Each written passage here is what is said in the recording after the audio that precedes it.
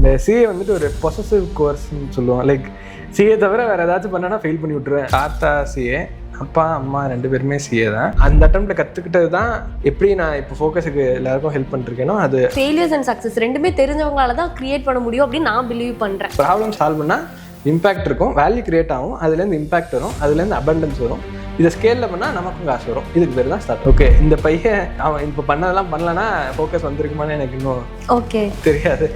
இப்போ பரவாயில்ல, second group பரவாயில்ல, ஈஸி. ஃபர்ஸ்ட் குரூப் ஈஸின்னு சொன்னா பரவாயில்ல, கஷ்டம். செகண்ட் குரூப் பரவாயில்ல, ரெண்டுமே கஷ்டம் தான். ஒரு பாயிண்ட்ல வந்து எனக்கு சிஏவோட வெக்ஸ் ஆயிடுச்சு. அந்த 1 வருஷம் 1.5 வருஷம் வீட்லயே உட்காந்து படிச்சது வந்து கொஞ்சம் மென்டலி வெக்ஸ் ஆயிடுச்சு. ஸோ சிஏவே வேணாம் போங்கடா. ஃபோக்கஸ் த்ரூ அவங்க லைஃப்ல என்ன இம்பாக்ட் ஆச்சு. CAguru.ai லான்ச் பண்ணி அந்த ஒரு 1 வீக்கெண்ட் ஃப்ரைடே ஈவினிங் லான்ச் பண்ணோம். சண்டே மத்தியானத்துக்குள்ள 1000 டவுன்லோட்ஸ் சுட்டுருச்சு. ஏன்னா அவ்வளோ பேருக்கு நீட் இருக்கு. என்ன எங்கே போனீங்க, படிக்காம எங்கே போனீங்கன்னு கேட்டேன். சொல்கிறாங்க அவங்களுக்கு பிரெஸ்ட் கேன்சர்.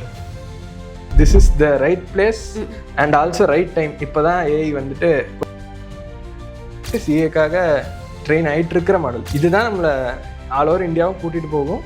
எல்லா ஸ்டூடெண்ட்டுக்கும் இம்பேக்ட் பண்ணுற ஃபோக்கஸ் வந்துட்டு இந்த எஃபர்ட் கேப் சால்வ் பண்ணுற ஒரு கம்பெனி தான் நான் பார்க்குறேன். ஏன் அது மாதிரி ஸ்டூடெண்ட்ஸ் 10 பேர் ஆறதில்லை ஃபர்ஸ்ட் போத் குரூப்ஸில் அப்படின்னா 200+ ஸ்டூடெண்ட்டுக்கு சிஏ பாஸ் ஆக ஹெல்ப் பண்ணியிருக்காங்க. 10 ஸ்டூடெண்ட்டுக்கு ஒரு டியூட்டர்னு இவ்வளோ பர்சனல் அட்டென்ஷன் கொடுக்குற ஒரே எட்டெக் கம்பெனி. ஏஐ வச்சு இமேஜ் ஜென்ரேட் பண்ணிட்டு இருக்கு இந்த காலத்தில். ஏஐ வச்சு சிஏ ஸ்டூடெண்ட்டுக்கு ஹெல்ப் பண்ணுற மாதிரி ஒரு சூப்பரான ஆப் பில்ட் பண்ணி 1000+ டவுன்லோட்ஸோட சக்ஸஸ்ஃபுல்லாக ரன் பண்ணிட்டு இருக்காங்க.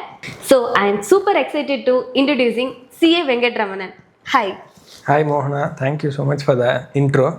ஆனால் இதில் காமெடி என்னன்னா, என் சேனலுக்கே வந்து என்னை பாட்காஸ்ட் பண்ணுறேன்னு சொல்லி என் சேனலுக்கே வந்து என்னை இன்ட்ரடியூஸ் பண்ண மாட்டேன். அது மாதிரி யாருமே உலகத்தில். ஆக்சுவலாக உங்களை பற்றி உங்களுக்கே தெரியாது இல்லையா? உங்களை பற்றி யாராச்சும் ஒருத்தங்க சொன்னால் தானே உலகத்துக்கு தெரியும். அது சரி. But really warm intro. Thank you so much for doing this as well. Welcome. சந்தோஷமாக இருக்குது. ஃபர்ஸ்ட் டைம் ஒரு இன்ட்ரோ பாக்கி பேருக்கு நான் யார் பாட்காஸ்ட்டில் இன்ட்ரோ பண்ண மாட்டோம். ஃபர்ஸ்ட் டைம் பேசாம 5 நிமிஷம் பேசாம இருக்கு. கரெக்ட். எந்த பாட்காஸ்ட்லயும் நீங்க பேசாம இருந்ததே கிடையாது. யாரையும் பக்கத்துல இருக்கவங்க பேச விடாம நீங்க பேசுறது உங்களோட ஸ்டைலே. பட் பாத்தீங்களா, நான் உங்களை வந்து கொஞ்ச நேரம் அமைதியா இருக்க வச்சு அந்த வீடியோல பார்த்தாலே தெரியும் நீங்க முடிச்சிட்டு இருப்பீங்க. ஸோ இவ்வளவு ஒரு ஃபன்னா வந்துட்டு நம்ம ஸ்டார்ட் பண்ணியிருக்கோம். நிறைய விஷயங்கள் வந்து நம்ம இந்த பாட்காஸ்ட்ல டிஸ்கஸ் பண்ண போறோம். நிறைய உங்ககிட்ட இருந்து உங்களோட லைஃப் பத்தி சிஏ பத்தி எல்லாம் தெரிஞ்சுக்க போறோம். ரொம்ப எக்ஸைட்டடா இருக்கேன். ரொம்ப சந்தோஷம் எனக்கும். எனக்கு எக்ஸைட்மெண்ட்டோட இது ஒரு ஃபஸ்ட் டைம் நான் என் சேனலில் என்னை பற்றி போடுறாங்கன்னு நினைக்கிறேன். So really happy to share that as well. அதை நீங்கள் பண்ணுறதும் சந்தோஷம். ஓகே வெங்கட், நம்ம பாட்காஸ்ட்டுக்குள்ளே போகலாம். எப்படி உங்கள் ஃபேமிலியில் எல்லாருமே சிஏ இருக்காங்க, அதனால நீங்கள் சிஏ ஆனீங்களா இல்லைனா சிஏ ஆகணுங்கிற ஒரு இன்டென்ஷனில் நீங்கள் சிஏ ஆனீங்களா? ஆமாம், கரெக்டு தான். எங்கள் தாத்தா சிஏ, அப்பா அம்மா 2 பேருமே சிஏ தான். அதை தவிர நான் ஒரு கணக்கு எடுத்து பார்த்தோம். வீட்டில் இந்த கசின்ஸு இந்த மாதிரி குரூப் போட்டு ஒரு 12 பேர்கிட்ட வந்து இமிடியட் சர்க்கிள்லேயே சிஏ இருக்காங்க. பெரியப்பா சிஏ, பெரியப்பா பொண்ணு சிஏ, பெரியப்பாவோட டாக்டர் சிஏ. அது மாதிரி எங்கள் அப்பாவோட கசின் ஒரு 3 பேர் சிஏ, அவங்களோட பசங்க சிஏ. அந்த மாதிரி எப்படி ஒரு உப்மா ஃபேமிலி அதே மாதிரி சிஏ ஃபேமிலின்ட்டு. ஆனால் எனக்கு வந்து எனக்கு ஃபஸ்ட்டு சிஏ பண்ணணுன்ட்டு வந்த இன்ஸ்பிரேஷன் வந்து எங்கள் அம்மா தான், டு பி வெரி ஆனஸ்ட். எங்கன்னா அவங்க வந்துட்டு கல்யாணத்துக்கு முன்னாடி சிஏ முடிக்கல, ஒரே ஒரு குரூப் மட்டும் ஃபைனலில் பாக்கி வச்சுருந்தாங்க. கல்யாணம் ஆனதுக்கப்புறம் நான் பிறந்ததுக்கப்புறம் நான் ஒரு ஃபஸ்ட் ஸ்டாண்டர்ட் போனதுக்கப்புறம் சிஏ எடுத்து அது முடித்தாங்க. முடித்தப்போ எல்லோரும் பயங்கர சந்தோஷமாக இருந்தாங்க. ஓ, சிஏ வந்து அவ்வளோ வேல்யூபிள் முடிச்சா அப்படிங்கிறது. அங்கேருந்து தான் எனக்கு வந்து சிஏ பண்ணணும் நம்ம அப்படிங்கிற இன்ஸ்பிரேஷன். நீங்க சிஏ ஆகணும் அப்படிங்கிறது நீங்க ஃபர்ஸ்ட் ஸ்டாண்டர்ட் உங்களுக்கு 6 வயசுல இருக்கும்போது நீங்க வந்து முடிவு பண்ணிட்டீங்க. 2006. அதே மாதிரி அதே வருஷம் எங்கள் அம்மா ஃபஸ்ட்டு பாஸ் ஆனாங்க. அதே வருஷம் வந்துட்டு எங்கள் தாத்தா வந்துட்டு இறந்து போனார். ஆனால் அவர் வந்து இந்த சிஏனாலே உங்களுக்கு தெரியும்னு நினைக்கிறேன், பேலன்ஸ் ஷீட்டில் கையெழுத்து போடுறது, பிஎன்எல்ல, அதுதான் அவங்களோட ப்ரைமரி இதுவாக இருக்கும். ஸோ எங்கள் தாத்தா வந்துட்டு நவம்பர் 1 காலமானார். அதுக்கு முன்னாடி நாள் வரைக்கும் அவர் கையெழுத்து போட்டிருக்காரு. லைக் அது வரைக்கும் அவர் வேலையை அதுக்கு பெருசாக பார்த்துட்டு இல்லைனாலும் செக் பண்ணிட்டு போடுவார். ஏன்னா கிளையண்ட்டுக்கு அவர் போட்டால் அது ஒரு மரியாதைங்கிறப்பல, கிளையண்ட் ஃபீல் பண்ணதுங்கிறப்பல அவரோட இருந்த போது எனக்கு கடைசியிலாம் தெரிஞ்சது லைக் சிஏனா வந்துட்டு பயங்கரமாக மதிக்கவும் மதிப்பாங்க. அண்ட் அந்த இன்ஃப்ளூயன்ஸுங்கிறது பயங்கரமாக இருக்கும் அப்படிங்க. ஸோ ஒரு இவ்வளோ வேல்யூபிளான கோர்ஸு, இவ்வளோ இன்ஃப்ளூயன்ஸாகவும் இருக்கும், ரெஸ்பெக்ட்ஃபுல்லாகவும் இருக்கும், அண்ட் ஆல்சோ இது மணியும் வரும் அப்படிங்கிற அந்த ஒரு அபண்டன்ஸும் இருக்கும். நம்ம நினச்ச முடிஞ்ச அளவுக்கு என்னாலும் நம்ம வாழ்க்கையில் ஆசைப்படுறோமோ எல்லாமே பண்ணிக்க முடியும் அப்படின்னோடனே எனக்கு எங்கள் அம்மா வந்துட்டு அவ்வளோ சந்தோஷமாக இருந்தாங்க. எங்கள் வீட்டில் பிசிலாம் வாங்கிட்டாங்க. சிஏ பாஸ் ஆனோடனே ஃபஸ்ட்டு பிசி, அதில் அந்த கேமு எல்லாம் வந்தோடனே ஸோ இது சிஏ முடிச்சாங்க, அதனால தான் நமக்கும் இதெல்லாம் கிடைச்சது. ஸோ நம்ம சிஏ முடிச்சா என்னெல்லாம் கிடைக்கும் அப்படிங்கிற, சிஏனா என்னன்னு ரொம்ப தான் தெரியாது. ஒரு வயசு குழந்தைக்கு எப்படி தெரியும்? ஒரு வயசுல 6 வயசு குழந்தை, அதான் 6 வயசு, சாரி ஃபர்ஸ்ட் ஸ்டாண்டர்ட் படிக்கிற குழந்தை. ஆமா அதான் எனக்கு இன்னும் அவ்வளோலாம் தெரியாது. டு பி ஃப்ராங்க் வந்து ஏதோ டாக்ஸ்ம்பாங்க, டாக்ஸ்னா என்னங்கிறதே அரைக்குறையா தெரியும், என்ன எது சிஏ பண்ணுவாங்கிறது ரொம்பலாம் தெரியாது. ஆனா இவங்க மாதிரி ஆகணும் அப்படிங்கிற இது நான் அங்கேயே முடிவு பண்ணிட்டேன். அப்படிதான் ஆரம்பிச்சது சிஏ பண்ணும் அப்படிங்கிறது. பட் அது போக போகவே இன்னும் இவால்வ் ஆச்சு. ஏன்னா ஒரு வருஷமும் இந்த சிஏக்கெலாம் மீட்டிங் வைப்பாங்க. எல்லா சிஏவும் ஊரில் இருக்க எல்லா சிஏ மீட்டிங் வைப்பாங்க. அங்கெல்லாம் போயிட்டு பேசிக்கலி அங்கே ஃப்ரீ டின்னர் இருக்கும் நைட்டு, அதுக்காக மட்டும் தான் நான் போவேன். ஆனால் அங்கே போகும்போது அங்கே வர ஆட்கள்லாம் பார்க்கும்போது எனக்கு அந்த பயங்கர மரியாதை வந்து, ஸோ இது மாதிரி பண்ணணும் அப்படிங்கிறது அங்கேருந்து நான் சிஏ பண்ணணுன்ட்டு. பட் என்னதான் நம்ம சின்ன வயசுல ஆசைப்பட்டாலும் அந்த ரியாலிட்டியில படிக்க வரும்போது அதுல உள்ள, ஏன்னா சிஏ வந்து ஈஸியா வந்து எல்லாராலையும் பாஸ் ஆகிட முடியாது இல்லையா? சோ அந்த ரியாலிட்டிக்குள்ள நீங்க உள்ள வரும்போது உங்களுக்கு எப்படி இருந்துச்சு அந்த எஜுகேஷன்? ஃபர்ஸ்ட் திங், உங்களுக்கு தெரியுமான்னு தெரியல, மோஸ்ட் ஆடியன்ஸ்க்கும் இது தெரியுமான்னு தெரியல, சிஏல ரிசர்வேஷனே கிடையாது. சிஏல ரிசர்வேஷனுங்கிற கான்செப்ட் கிடையாது. ரெக்கமெண்டேஷன், ரெஃபரல், காலேஜ் மாதிரி கிடையாது. நீ படிச்சு பேப்பர்ல என்ன எழுதிருக்கீங்க அதுக்கு மார்க். நீ யாராரு எவனாயிரு, ஆன்சர் கரெக்டா எழுது, ஒழுங்கா இருக்கு. காலேஜும் இல்ல இல்லையா? காலேஜும் இல்ல, செல்ஃப் ஸ்டடி கோர்ஸுங்கிறப்பலங்கிறனால அது அந்த எஃபர்ட் போட்டால் மட்டும் தான் பாஸ். யாரா வேணா இருந்தாலும் சரி. அஃப்கோர்ஸ் அந்த ஒரு ப்ரிவிலேஜ் இருக்கு, என்ன பண்ணணுங்கிறது எனக்கு ஓரளவுக்கு தெளிவா தெரிஞ்சதுங்கிறதோட, ஆனா அது பண்றது தான் கஷ்டம் இதுல. அது எனக்கு பயங்கரமா கஷ்டமா தான் இருந்தது. அஃப்கோர்ஸ். ஓகே, உங்க ஃபேமிலிலயும் ஆல்ரெடி நிறைய சிஎஸ் இருக்கிறதுனால அவங்க சைட்ல இருந்து உங்களுக்கு எந்த மாதிரி எல்லாம் சப்போர்ட் கிடைச்சதா? ரொம்பலாம் ஒன்றும் இருக்காது. நான் வந்துட்டு அவங்களோட தள்ளி தான் இருப்பேன். ஏன்னா அந்த ப்ரெஷர் ஜாஸ்தி ஆகும் அவங்களோட இருக்கிறது. ப்ளஸ் என்னை ஒன்று அவ்வளோலாம் அவங்க வந்துட்டு இவன் செய்ய முடிப்பான்லாம் அவங்க எதிர்பார்க்கல. சும்மா ட்ரை பண்ணுறான் அப்படிங்கிறப்பதான் அது போச்சு. அதனால அவ்வளோலாம் அது சப்போர்ட்டிவாலாம் ஒன்றும் இல்லை எல்லாரும். ஓகே, ஆக்சுவலாக நான் வந்து உங்கள் லிங்க்டின் போஸ்ட் வந்து பார்த்துருந்தேன். 10th வந்து ஆக்சுவலாக எவ்வளவு 7.6 சிஜிபிஏ எடுத்திருக்கீங்க. ஸோ அது அப்படியே வந்து 12th வந்து ஸ்கூல் டாப்பர் இல்லையா? அதுவும் 3 சப்ஜெக்டில் நீங்கள் தான் வந்து டாப்பராக இருந்திருக்கீங்க. எப்படி இது நடந்துச்சு? அது வந்துட்டு நான் 10th வரைக்கும் சிஏ முடிக்கணும்ட்டு யோசித்தேன்.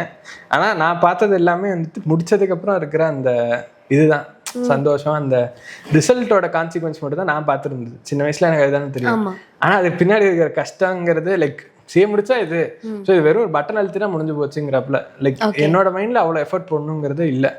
ஸோ நான் ஒரு 10th வரைக்குமே எல்லாத்தையுமே கேஷுவலாக தான் எடுத்திருந்தேன். ஒரு சீரியஸ்னஸும் கிடையாது, படிக்கணுங்கிற ஒரு இன்ட்ரெஸ்ட்டும் இல்லை, அப்ஜெக்டும் இல்லைங்கிறப்பல. ஸோ நான் 10th 7.6 வாங்கினேன். அதுவே வந்து கடைசி 2 மாதம் படிச்சுதான் இருந்தது. அதுக்கு முன்னாடி வாங்கியிருந்தா 5 பாயிண்ட்டோ 6 பாயிண்ட்டோ வந்திருக்கும். ரொம்ப கன்றாவியான மார்க். இதுவே 7.6 பயங்கர கன்றாவியான மார்க் தான். ஒரு 60% 65% தான். இப்போ என்கிட்ட வந்துட்டு யாராச்சும் கேட்டாங்க இவ்வளோதான் 65% வாங்கியிருக்காங்க அப்படின்னா கொஞ்சம் கஷ்டமாக தான் இருக்கும். காமர்ஸ் குரூப்புங்கிறதும் சரி, சிபிஎஸ்சி நான் வந்துட்டு 10th சிபிஎஸ்சி 12th சிபிஎஸ்சிங்கிறப்பல. ஸோ இப்போ 65% வாங்கியிருந்தேன். அந்த போஸ்ட் பற்றி சொல்லணும்னா அது வந்துட்டு ஒரு கதை தான். லைக் என்னன்னு சொல்கிறேன், கதை வேணாலும் சொல்கிறேன். சிம்பிளாக சொல்லணும்னா 10th முடித்தேன். 12th வந்து என்ன ஒரு ஸ்கூலில் போட்டாங்க. 14 பேர் தான் இருந்தாங்க அந்த கிளாஸில். நான் தான் 14வது ஆள். 13 பேரும் வந்துட்டு 9 சிஜிபிஏ மேலே, விச் இஸ் 95%. நான் வந்து 65%. ஓகே, அவங்கெல்லாம் போனோடனே இவன் வந்து கண்டிப்பாக அவங்க சேர்த்து கூட மாட்டாங்க. லைக் எல்லாருமே படிப்பாளி தான், அதில் சேர்த்து கூட மாட்டாங்க. அந்த ஒரு இது தெரியும் தெளிவாக, அவனுங்க வந்து நம்ம படிக்க மாட்டோங்கிற முடிவே பண்ணிட்டானுங்க அப்படிங்கிறதுனே. அங்கே டீச்சர்ஸ் இல்லாமல் நம்மளை கண்டுக்க மாட்டானுங்க. நான் வந்து நானே ட்ரை பண்ணணும்னு நினச்சாலும் அவனுங்க அந்த ரெசிப்ரோகேட் ஆகாது, இவனுங்க வந்து பண்ணக்கூடாதுன்னு நினச்சிட்டு இருப்பாங்க. நான் ஆனால் அப்பயும் வந்து 10th கம்மி மார்க் வாங்கிட்டு ரொம்ப எனக்கு ஐ ஃபெல்ட் பேடு. நானுமே கொஞ்சம் வந்து 11th படிக்க ஆரம்பிக்கலாம் அப்படின்னு ட்ரை பண்ணிட்டு இருந்தேன். கொஞ்சம் இம்ப்ரூவ்மெண்ட் காமிச்சிட்டு இருந்தேன். ஆனால் திடீர்னு ஒரு நாள் என்னாச்சு, என்னோட ஒரு ரிலேட்டிவ் இருந்தார் வீட்டுக்கு. எனக்கு அவர் அவ்வளோவா, யாருக்குமே எங்கள் ஃபேமிலியில் அவ்வளோவா அவர் பிடிக்காது. அது அந்த ஒரு நார்சிஸ்டிக் பர்சன் மாதிரி கொஞ்சம். அவர் வர டைம் பார்த்து இந்த ஃப்ளிப்கார்ட்காரன் வந்தான். ஃப்ளிப்கார்ட்காரன் இந்த 12th அக்கௌண்டன்சிக்கு ஒரு புக்கு கைடு மாதிரி வச்சுக்கோங்களேன், டிஎஸ் கிரவால்னு சொல்லிட்டு, அது ஒரு பயங்கர பாப்புலர் கைடு. அது அன்னைக்கு தான் அது டெலிவர் ஆச்சு. அதை பார்த்துட்டு இதுதான் 12th சிலபஸா, நான் எழுதி தரேன், இவன் பாஸ் ஆக மாட்டான் அப்படிங்கிறப்பல எல்லாரும் முன்னாடியும் சொல்லிட்டு சும்மா அந்த இவன் கண்டிப்பாக பாஸ் ஆக மாட்டான் கேட்க வைக்கங்கிறப்பல எல்லாம் பண்ணிட்டு இருந்தாங்க. நான் அதை பெருசாக ஃபஸ்ட்டு எடுத்துக்கல. ஆனால் என்னன்னா எங்கள் அப்பா அம்மாவும் அதை எதுவுமே சொல்லாமல், அதுக்கு பதிலும் சொல்லாமல், அதை எப்படி சொல்கிறது, எஸ்ங்கிறதும் இல்லை நோங்கிறதும் இல்லை. ஓகே லைக் ஆனால் அது அந்த at that point it was கரெக்டுங்கிறப்பல இருந்துச்சு. At that point it was கரெக்ட்னா நான் அவங்க யாருமே என்னை சப்போர்ட் பண்ணல, ரைட் ஆஃப் தான் பண்ணிட்டாங்க. ஆனால் நான் பண்ணுவேங்கிறதுக்கான சான்சஸே வந்துட்டு பேஸ்ட் ஆன் பாஸ்ட் பெர்ஃபார்மன்ஸ் 0 இருந்துச்சு. அந்த இடத்துல வந்துட்டு இது ஒரு எப்படி சொல்கிறது, என்னடா நம்மளை எல்லாரும் இப்படி சொல்லிட்டாங்களே, யாருமே ஸ்கூல்லையும் எப்படி சொல்கிறது ரைட் ஆஃப் பண்ணிட்டாங்க. லைக் கண்டிப்பாக இவன் சிஏ கேண்டிடேட் கிடையாது, சிஏ மெட்டீரியல் கிடையாதுங்கிறப்பல ஆயிடுச்சு. வீட்லேயும் சிஏ மெட்டீரியல் இல்லை. ஏன்னா எல்லாரும் பொறுத்தவரை சிஏ மெட்டீரியல் நல்லா படிச்சு இருப்பாங்க. ஆமாம், எப்பவுமே நல்ல படிப்பேன். அதுக்கப்புறம் படிப்பை மாறினேன். ஆனால் படிக்க முடியுங்கிறத நம்பிக்கை இல்லைங்கிறப்பல ஆயிடுச்சுல. நான் 10th வந்து படிக்க முடியாமலாம் இல்லை, கொழுப்பு படிக்கலை அவ்வளோதான். ரைட்டா, அந்த இதுவும் இல்லைங்கிறப்பலாம் இல்லை. சரி, அதுக்கப்புறம் நான் ஒரு அது எப்படி சொல்கிறது, ஒரு லோன்லினஸ்குள்ளே போயிடுச்சு. என்னடா, ஏன்னா ஸ்கூல்லையும் எல்லாரும் ரைட் ஆஃப் பண்ணிட்டாங்க, வீட்லேயும் ரைட் ஆஃப் பண்ணிட்டாங்க, வாங்குற மார்க்லாமும் ஒரு இன்னும் எப்படி சொல்கிறது அறுதலாகவே இல்லை இதுக்குங்கிறப்பல தான் இருந்துச்சு. சரி, இப்போ இதுக்கு என்ன பண்ணணும் அப்படிங்கிறப்பல வச்சேன். இதில் அப்போ வந்துட்டு நான் சும்மா அந்த மோட்டிவேஷன் யூடியூப் வீடியோங்கிறப்பல பார்க்க ஆரம்பிச்சதுலேருந்து ஒரு சும்மா பார்த்தேன், இந்த hard work beats talent if hard work shows up every single day அப்படிங்கிறப்பல கன்சிஸ்டன்ட் ஹார்ட் ஒர்க் போட்டால் நம்மளாலே அங்கே போக முடியும் அப்படிங்கிறப்பல நான் உடனே அதே டிஎஸ் கிரோவால் புக்கு டெய்லி வந்து 10 சம் போடணும். டெய்லி 10 சம் என்ன ஆனாலும் அந்த 10 சம்மை ஸ்கூல்லேயே முடிச்சுட்டு வந்துடணும். ஸ்கூலில் அவங்களே தான் நம்மளை சேர்த்துக்க மாட்டேங்கிறாங்க, அந்த ஒரு பிலாங்கிங்னஸே இல்லை அங்கேங்கிறப்பல இருந்துச்சு. ஸோ பிரேக்கில், அதாவது அப்புறம் இந்த இங்கிலீஷ் பீரியடு, எந்த பீரியட்லாம் எனக்கு படிக்க அவங்க நடத்துகிற கவனிக்க போகிறது இல்லையோ, நான் பாட்டு எடுத்து நான் என்ன வச்சுருந்தேன் டார்கெட்னா, மேக்ஸில் 20 சம், அக்கௌண்ட்ஸில் 10 சம் டெய்லி. ஓகே, வீட்டுக்கு வந்துட்டு தியரி சப்ஜெக்ட்லாம் படிச்சுக்கலாம். சம் சப்ஜெக்ட் கிளாஸ் ஸ்கூலில் அந்த 9 to 5 இருக்குல்ல, அதுக்குள்ளேயே படித்து முடிச்சிடணும். தியரி சப்ஜெக்ட்லாம் வீட்டுக்கு வந்து 4 மணி நேரம் 5 மணி நேரம் இருக்கும்ல, 6 மணிக்கு மேலே அதில் படிச்சுக்கலாம் அப்படின்னு சொல்லி அந்த 10 சம் 20 சம் டார்கெட் வச்சு ஒரு மார்ச்சில் ஆரம்பிச்சது. ஒரு ஜூன் ஜூலை வரைக்கும் டெய்லி போட்டுக்கிட்டே இருந்தேன் ஃபஸ்ட்டு. அதுக்கப்புறம் ஜூனில் ஒரு எக்ஸாம் வந்துச்சு, பரவாயில்ல, அதாவது ஒரு பயங்கர இம்ப்ரூவ்மெண்ட் இருந்துச்சு. 65-70 வாங்கிட்டு இருப்பேன், 80% போச்சு. ஓகே, ஆனால் வந்து நான் அதை போடுறத பார்த்துட்டு எல்லாரும் வந்துட்டு இவ்வளோ போட்டால் இவ்வளோ தான் வந்துச்சா, 80% தான் வந்துச்சா அப்படிங்கிற எனக்கு அதான் தோணுச்சு. இவ்வளோ எஃபோர்ட் போட்டோம், அதாவது அதெல்லாம் நமக்கு தெரியும். என் ஃப்ரெண்டு ஒருத்தன் இருக்கான், அதாவது இப்போ வரைக்கும் எனக்கு அவனுக்கு தெரியும், பேசிதான் இருக்கு. அவன் வந்துட்டு நீ எவ்வளோ பண்ணாலும் இவ்வளோ தான் வரும் அப்படிங்கிறப்ப அந்த மார்க் வந்ததுக்கப்புறம் சொல்லிட்டுலாம் போனான். நான் அதுக்கப்புறம் மூடிட்டு திருப்பி பரவாயில்ல இதெல்லாம் ஒன்றும் ரிஃப்ளெக்ட் ஆகாது, நான் திருப்பி போட ஆரம்பித்தேன். அடுத்த வாட்டி 80லேருந்து ஒரு 85 கிட்ட போச்சு. ஓகே, ஆனால் அதுக்கு அடுத்த வாட்டி வந்துச்சுல 3வது இந்த செமிஸ்டரில் அது பேர் என்ன ஹாஃப் இயர்லி எக்ஸாம் வந்துச்சு, அதெல்லாம் நான் தான் ஃபஸ்ட் மார்க் வாங்கியிருந்தேன். அவங்க அப்பா பயந்துட்டாங்க, என்ன இவன் நிஜமாலே படிக்க ஆரம்பிச்சிட்டான் அப்படிங்கிறப்பல. லைக் அது ஒரு 6 மாதம், ஆனால் 6 மாதம் டெய்லி அது படித்து அந்த மைண்ட் செட். ஒரு நாள் டெஸ்ட்டும் எழுதுறோம்ல, அந்த ஒரு கான்ஃபிடன்ஸ் பில்ட் ஆக சரி, கான்ஃபிடன்ஸ் இதுலேருந்து வரும், ஒரு ப்ரூஃப் வேணும்ல நமக்கே, மென்டலி அந்த ப்ரூஃப் வேணும். ஸோ அந்த போட்டு பார்க்க எனக்கு அந்த ப்ரூஃப் கிடச்சிது. அதில் நான் ஒரு என்னால் படிக்க முடியும், இன்டெலெக்சுவல் பர்சன், படிப்பாளிங்கிறது is the wrong term, intellectually I can work harder for this அப்படிங்கிற எனக்கு இந்த விஷயத்தில் என்ன தோணுதுன்னா, யார் நம்புறாங்களோ இல்லையோ நம்ம நம்பலாம், நம்ம என்ன பண்ணணுங்கிறதுல ஒரு கிளாரிட்டி இருந்துச்சு. Possible, actually anything is possible with the right effort in the right direction with the right resource. அதுதான் இப்போ வரைக்குமே. அதுதான் அந்த ஒரு செப்டம்பர் போலேயே வந்துட்டு எல்லாருக்கும் எப்படி சொல்கிறது, போட்ட எஃபர்ட்டோட இது தெரிய ஆரம்பிச்சிருச்சு. வீட்டில் வந்துட்டு ஓரளவுக்கு கண்டுக்கல, சரி இதெல்லாம் வந்துட்டு இந்த ஃப்ளூக்குங்கிறப்பல தான் இருந்தாங்க. ஸ்கூல்லேயும் வந்து அதாவது 1-2 பேர் தெரிஞ்சு போச்சு. ஓகே, லைக் இவன் கொஞ்சம் மாறிட்டான் போலேயே அப்படிங்கிறப்பல தெரிய ஆரம்பிச்சது. டீச்சர்ஸ்லாம் கொஞ்சம் அக்னாலஜ் பண்ண ஆரம்பிச்சிட்டாங்க. ஒரு டிசம்பர் வரும்போது எஸ்டாப்ளிஷ் ஆயிருச்சு, இவன் வந்துட்டு இந்த டாப் ஸ்டூடெண்ட்ஸில் ப்ராப்ளம்ட்டு இந்த மார்க் டெஸ்ட்லாம் வரும். அதில் வந்துட்டு ஃபஸ்ட் மார்க் 99, நான் செகண்ட் மார்க் என்னோட கூட படித்தேன் ஃப்ரெண்டு விஜய்ன்ட்டு, அவன் வந்து 92 என்னமோ, தேர்ட் மார்க் 81. அந்த வித்தியாசம் அது வந்துட்டு அதுக்கப்புறம் மெயின் எக்ஸாமில் எல்லாரும் வந்துட்டாங்க. ஆனால் அந்த மார்க் டெஸ்ட்லேயே நான் படித்து முடிச்சு வச்சுருந்தேன். அது அந்த மார்க்னால் 12th மார்க் முக்கியமா அப்படின்னு கேட்டால் கண்டிப்பாக இல்லைன்னு தான் சொல்லுவேன். ஆனால் இப்போ அந்த ப்ராசஸ் இருக்குல்ல, இப்போ அந்த ஜேர்னி தான் என்ன டிரான்ஸ்ஃபார்ம் பண்ணிச்சு, அந்த மார்க் வாங்குற ஜேர்னி. எனக்கு அதில் வந்து என்னென்னா, லைக் இப்போவே சொல்லுவேன், இந்த அட் தி எண்டு வந்து 12th மார்க் முக்கியமா இல்லை இந்த சிஏல வாங்குற மார்க் முக்கியமா, அதோட என்ன கேட்டிங்க அப்படின்னா அதுவும் முக்கியம் தான். டு அன் எக்ஸ்டென்ட் அடுத்த லெவல் போகிறதுக்கு கதவு திறக்கிறதுக்கு முக்கியம். ஆனால் அதோட வந்துட்டு அந்த ஜேர்னி இருக்குல்ல, லைக் எப்படி அதை அச்சீவ் பண்ணுறோம் அப்படிங்கிற அந்த ஜேர்னி வந்து நம்மளை கொஞ்சம் டிரான்ஸ்ஃபார்ம் பண்ணோம். என்ன வந்து நான் 12th போட்ட எஃபர்ட் அந்த மார்க் ஒன்று எனக்கு சுத்தமாக பிரயோஜனமே இல்லை. ஏன்னா சிஏக்கு 12th மார்க் தேவையில்லை. ஓகே, எனக்கு அந்த 12th மார்க் சுத்தமாக பிரயோஜனமே இல்லை. ஆனால் அந்த ஜேர்னி வந்துட்டு என்ன ஃபுல்லாக ட்ரான்ஸ்ஃபார்ம் பண்ணுச்சு. அதுலேருந்து தான் எனக்கு சிஏக்கு வந்துட்டு இந்த ஒரு ஜம்ப் ஸ்டார்ட் கிடைச்சதோ இல்லை ஒரு கான்ஃபிடென்ஸ் இன் மை செல்ஃப் வந்தது அதில் தான். அண்ட் அந்த ரிசல்ட் போது எல்லாரும் யாரெல்லாம் இந்த பேசுனாங்களோ, அஃப்கோர்ஸ் நான் வந்துட்டு ஃபஸ்ட்டு நான் உண்மையை சொல்லணும்னா அந்த ரிவெஞ்சுங்கிறப்பல தான் யோசித்தேன். ஆனால் அது ரிசல்ட் வந்ததுக்கப்புறம் யாருக்காக நம்ம இவ்வளோ படிக்கிறோங்கிற இது மாதிரி அப்போவே கொஞ்சம் அதெல்லாம் கொஞ்சம் கொஞ்சமாக அந்த இதெல்லாம் போயிருச்சு. ஆனா அந்த ஒரு 12th அந்த இப்போ ரிசல்ட் வந்த பிறகு நெக்ஸ்ட் என்ன உனக்கு காமிக்கணும்டாங்கறப்ப இல்ல, நான் இன்னும் பெட்டரா நேத்தி கூட இன்னைக்கு பெட்டரா இருக்கணும். நிறைய பேர் வந்து என்ன ஆயிடுறாங்க அப்படின்னா, இது ஸ்டூடெண்ட்ஸ்னு கிடையாது, எந்த ஒரு இடத்துலயுமே வந்து லைக் இந்த மாதிரி நிறைய பேர் என்னென்ன ஃபேஸ் பண்றோம், அதனால அவர் அச்சீவ் பண்ணிட்டேன்னா அவனை அந்த இடத்துல ஸ்டக்காகி நின்றுவாங்க, அடுத்த லெவலுக்கு போக மாட்டாங்க. ஏன்னா ரிவெஞ்ச் அதுதான் என்னோட கோல் அப்படிங்கிற மாதிரி வச்சு முடிச்சிருவாங்க. பட் அது எண்டு கிடையாது. அதுக்கடுத்து நம்ம நிறைய விஷயம் பண்ண வேண்டியது இருக்கு. ஏன்னா நம்மளோட ஸ்கில் என்னங்கிறது அப்போ நமக்கு தெரிஞ்சிருக்கும், நம்மளோட லெவல் என்னங்கிறது அதை நம்ம இன்னும் இம்ப்ரூவ் பண்ணிட்டே போனோம் அப்படின்னா பெட்டரா இருக்கும். 12th மார்க் வந்தாலும் நான் அந்த ஸ்கூல் டாப்பர்ல ஆக்சுவலி என்னன்னா அந்த 3 சப்ஜெக்ட்ல ஃபர்ஸ்ட் மார்க். ஓகே, இங்கிலீஷ்காரன் முடிச்சு விட்டான். லைக் அது ஒரு கொஞ்சம் ஒரு சின்ன இது பிரச்சனை ஆயிடுச்சு அந்த பேப்பர்ல. ஆனா அந்த 3 பேப்பர்லயும் என்ன பிரச்சனை ஒன்றும் இல்லை, அந்த செட் எழுதின எல்லாருக்கும் மார்க் கம்மி. ரீவேல்யூஷன் போட்டுதான் மார்க் வந்திருக்கும். நாங்களாம் வந்து எங்களுக்கு 12th பிரயோஜனமே இல்லைங்கனால ரீவேல்யூஷன் போடல. ஆல் ஓவர் இந்தியா வந்து அந்த அட்டெம்ப்ட் வந்து 60 வாங்கியிருந்தவங்கலாம் ரீவேல்யூஷன் போட்டு 94 ஆச்சு. நாங்க ரீவேல்யூஷன் போடாம அது யூஸ்லெஸ்னால விட்டோம். அது எங்களுக்கு உட்காந்துருச்சு. அது என்ன இப்போ வரைக்கும் அஃபெக்ட் பண்ணல. நான் மாடல் எக்ஸாம்லேயே 90 வாங்கினேன் படிக்காமல் படிச்சுட்டு போய் 65 தான் வாங்கினேன். 64 என்னமோ வந்துச்சு.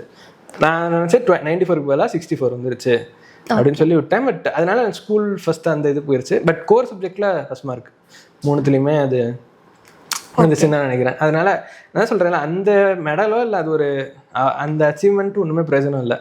ஆனால் அந்த ஜேர்னிக்கு அது டிரான்ஸ்ஃபார்ம் பண்ணுச்சுல, அந்த உட்காந்து அதுக்கு ஒன்னொன்னுக்கும் சாக்ரிஃபைஸ் பண்ணேன். அப்போ எல்லாரும் கபடி விளையாட போயிட்டு இருந்தாங்க. எனக்கு ஜாலியாக இருக்கும். லைக் கபடி அந்த டைமில் தான் எங்கள் ஸ்கூலில் ஏதோ கபடி கொஞ்சம் பிக்கப் ஆச்சு. நானும் கபடி விளையாடலாம் அப்படிங்கிறப்ப யோசித்தேன். ஆனால் இப்போ உட்காந்து எக்ஸ்ட்ரா அந்த கிளாஸ்லேயே உட்காந்து படிக்கணும்னு சொல்லியிருந்தேன்ல, அந்த எஃபர்ட்டா இல்லை இப்போ இவங்களோட கபடி விளையாட போகிறதா அப்படின்னா எனக்கு ஆல்ரெடி நம்ம நக்கிட்டு போயிட்டுருக்கு.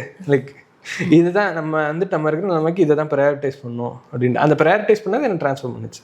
அஃப்கோர்ஸ் கபடி விளையாடிருந்தா ஒன்றும் இருக்காது. ஆனால் அந்த இதை சூஸ் பண்ணதுனால எனக்கு நான் ட்ரான்ஸ்ஃபார்ம் பண்ணேன். அவ்வளோதான் விஷயம். அந்த ஒரு ஜேர்னிக்கு அப்புறம் நான் யோசிக்கிறதுலேருந்து எல்லாமே சீரியஸாக கொஞ்சம் சீரியஸாக ரொம்ப ஓவர் சீரியஸாகவே போக ஆரம்பிச்சு. அந்த ஓகே, ஸோ இப்போ 12th அதுவும் நல்ல மார்க் எடுத்து இதாயாச்சு. நெக்ஸ்ட் காலேஜ் அது வந்து நீங்கள் எப்படி சூஸ் பண்ணீங்க? ஆக்சுவலி சிஏக்கு வந்து மோஸ்ட்லி காலேஜ் சூஸ் பண்ண மாட்டாங்க, காலேஜ் போக மாட்டாங்க.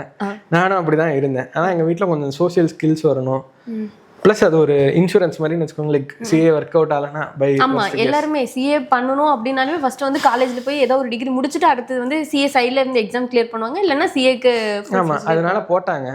ஃபர்ஸ்ட் செமஸ்டர் எனக்கு சிஏ எக்ஸாம் எதுவும் இல்லைல்ல. ஃபர்ஸ்ட் செமஸ்டர் சும்மா ஜாலியாக போயிட்டு வந்தேன். ஓகே, செகண்ட் செமஸ்டர் எனக்கு சிஏ எக்ஸாம் வர ஆரம்பிச்சிருச்சு. எனக்கு 22% தான் அட்டண்டன்ஸே இருந்துச்சு. Actual attendance 22. நான் இந்த ஓடிகிரிலாம் கொஞ்சம் கோல்மால் பண்ணி ஒரு 47 ஆக்கினேன். அந்த ஹெச்ஓடி வந்துட்டு சிஎம்ஏ தெரியும்ல, சிஎம்ஏ கோர்ஸ்னு ஒன்று எக்ஸ்ட்ரா இருக்கு. ஓகே, நான் அதோட ஃபவுண்டேஷனும் எழுதினேன். சும்மா யாரோ ஒருத்தர் சொன்னாங்கிறதுக்காக அதையும் போய் எழுதினேன். அதுலேயும் டிஸ்டிங்ஷனோட பாஸ். ஸோ அதுக்கு வந்து ஓடி ஒன்று தருவான், சிஏக்கு ஒரு தனி ஓடி தருவான். நான் 2த்துலையும் அப்ளை பண்ணி அந்த அட்டண்டன்ஸ் சேர்த்தினேன். அதை வந்துட்டு யார் ஒருத்தன் 2த்தையும் சேர்த்து ஒரே நேரத்தில் பண்ணுறான், கண்டிப்பாக இவன் ஏதோ ஃப்ராட் வேலை தான் பார்க்குறான்னு சொல்லி பிடிச்சி கூப்பிட்டு நான் நிஜமாலே பாஸ் தாங்க நம்புங்கிறப்பல காமிச்சு. ஆனால் அதுக்கப்புறம் அவங்களே ஓடி கொடுத்து பண்ணாங்க. நான் ஃபர்ஸ்ட் அட்டெம்ப்ட் போத் குரூப்ஸும் கொடுத்தேன். அதுக்கப்புறம் டிஸ்கன்டினியூ பண்ணிட்டேன். ஒரு குரூப் பாஸ் ஆகிட்டேன் அப்படிங்கிறப்பல இருந்தப்போ டிஸ்கன்டினியூ பண்ணிட்டேன்.